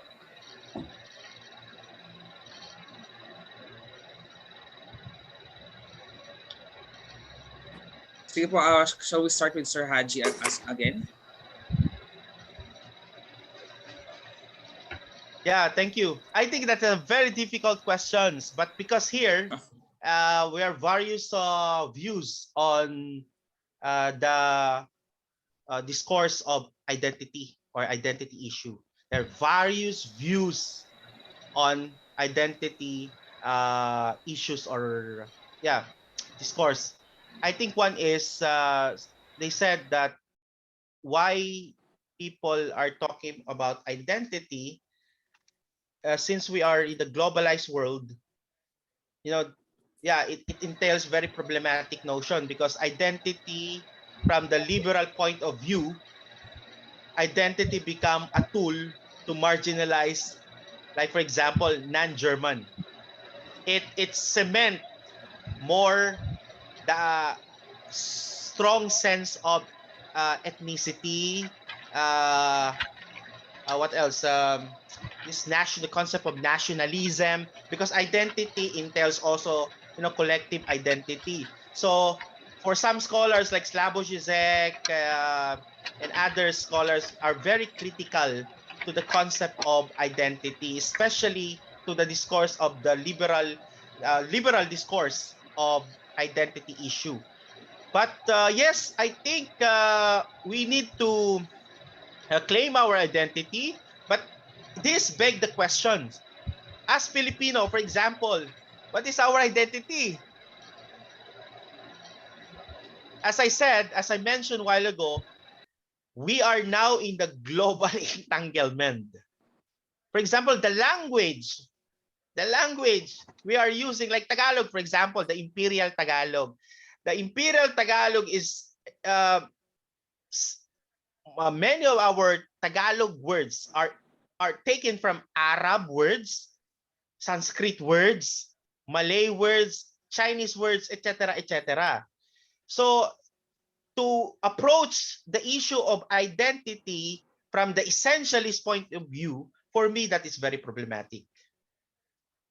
The basic question, that's why I... Most definitely. Can I come in there? Okay, okay. Yes, Sir Vincent. Thank you. Hadje, you touch on something which I have a lot to say. I am from South Africa, and in South Africa, we sit with the language of Afrikaans. And Afrikaans is very contentious in South Africa, where even the people who speak the language is critical of the language, and they want to be dismissive of the language. In 1948, the National Party in South Africa, the White National Party, which are the architects of apartheid, a race-based constitution was given to South Africa from the Nationalist Party.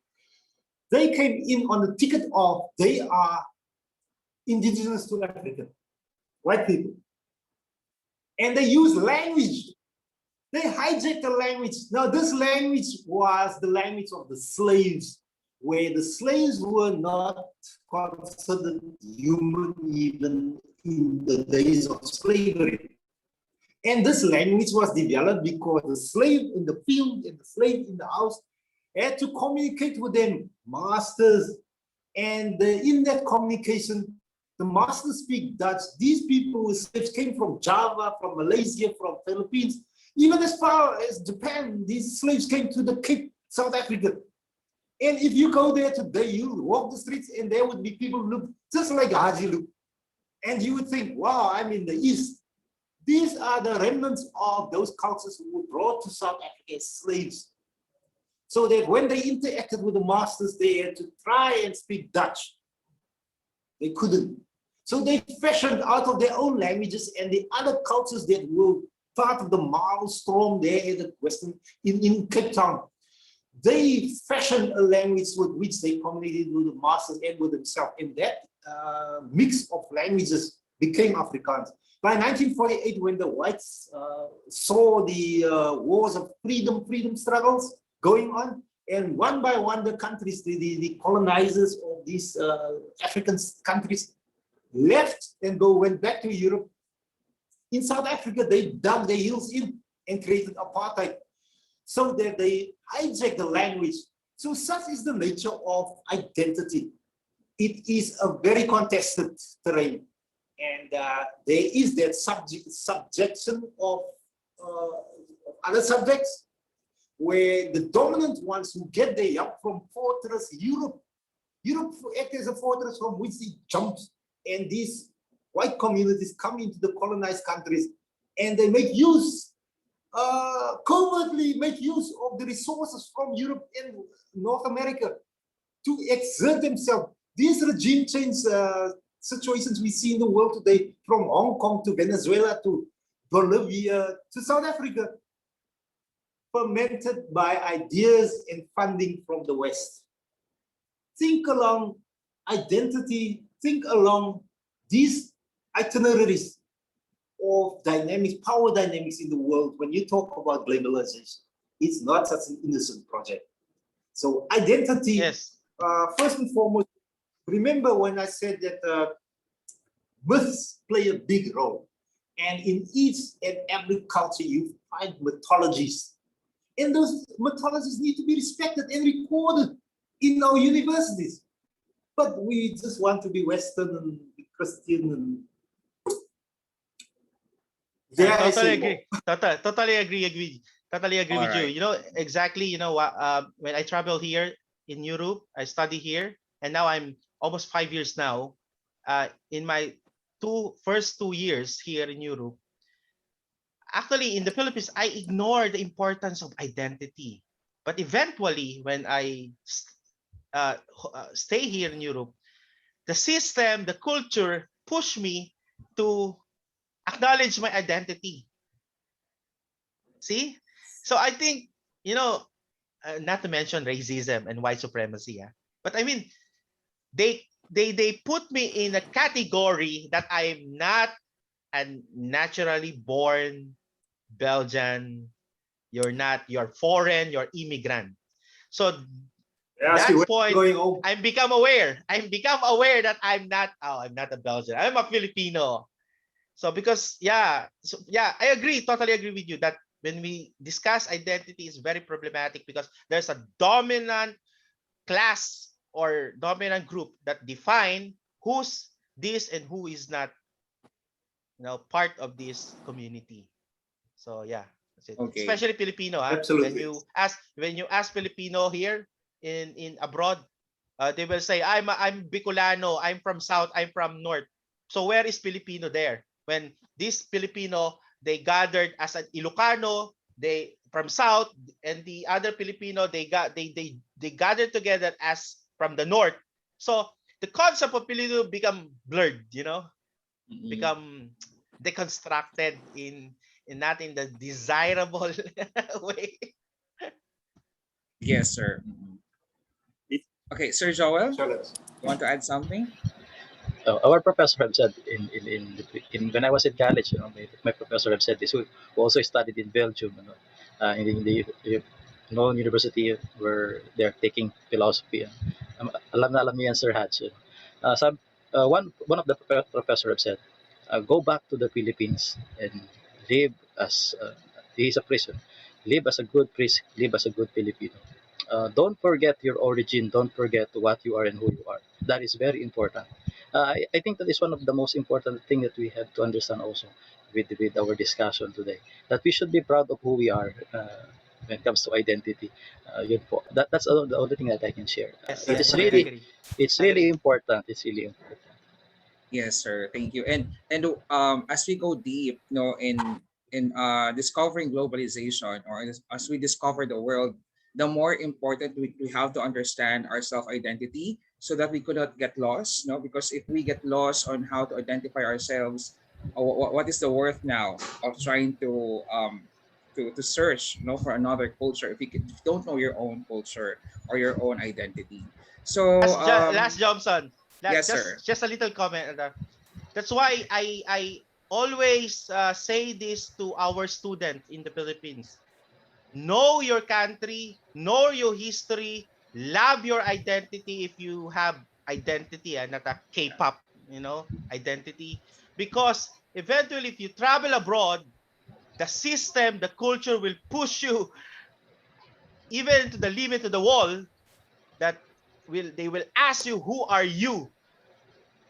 That's Yeah. why you need to be proud Filipino, learn our history and learn your I mean history, politics, etc., etc. Because it will gives you inspiration and confidence Sir if you Haj. Mhm. travel abroad. Yeah. Siguro, Sir Haj, I think one of the reasons why Filipinos are the identity is missing, because we are very adaptive when it comes to clothing, when it comes to food, when it comes to languages. Yes, yes. Natutunan natin kaagad. So I think this is one of the reasons also that we have this is one of the reasons that we have to change, One thing we have to change really, because of this, our personality, our identity is being covered by the clothing, by the language, by the food that we are enjoying in the places na hindi naman Yeah. talaga sa atin. I think Yeah. we can. Sometimes, yes. Mhm. Opo. Yes, sir. Sometimes we are too hospitable and too inviting, that we forget ourselves, to entertain another nation's culture. I think that's also what Sir Joel is saying, sir. No, okay. And to add to that, no, not only that we need to appreciate self identity because we have to go out of the country, but for us to be able to be part of the solution, no, sa bansa natin in our country, we also need that self identity, no, to determine where can we help, no, or what aspects of a Filipino could we use, no, to be able to solve the nation's problems. So thank you again to all our speakers, our panel. It's a dynamic answer. The interaction are very dynamic, no. And this will not be possible, no, if hindi rin if the questions were not good as well. So thank you for all the questions that was sent to us. But at this point, no, because of limited time, we have to proceed to our program.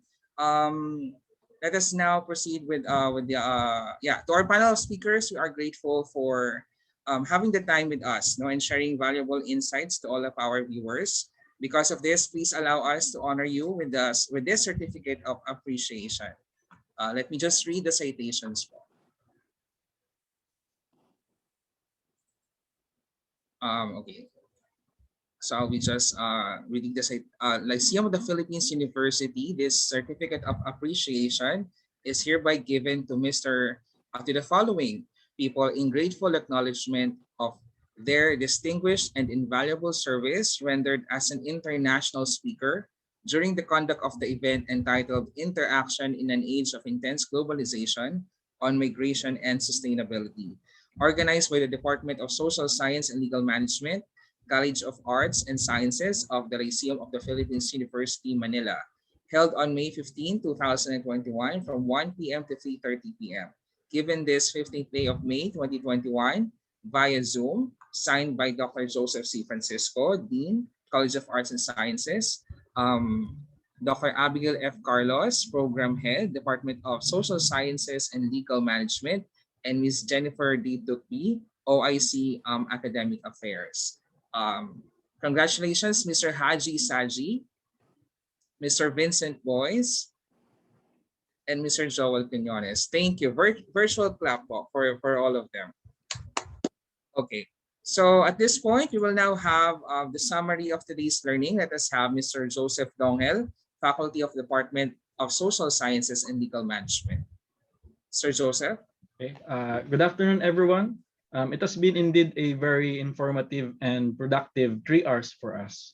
We were treated with great learnings and a very intense discussion with regards to our topic, courtesy of our 3 esteemed speakers. I'm here now to sum up our key takeaways from this session. I would like to start by comparing globalization with a continuous rush of tidal waves. It is up to us how we would carefully go with the flow. It is up to our collective effort with how we would create safety nets and ensure that the best interests of our people and the vulnerable sector will be protected.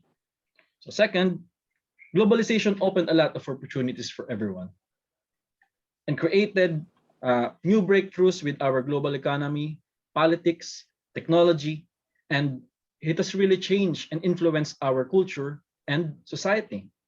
It will be a great opportunity for us to take advantage of this phenomenon and create linkages with our fellow citizens of the world.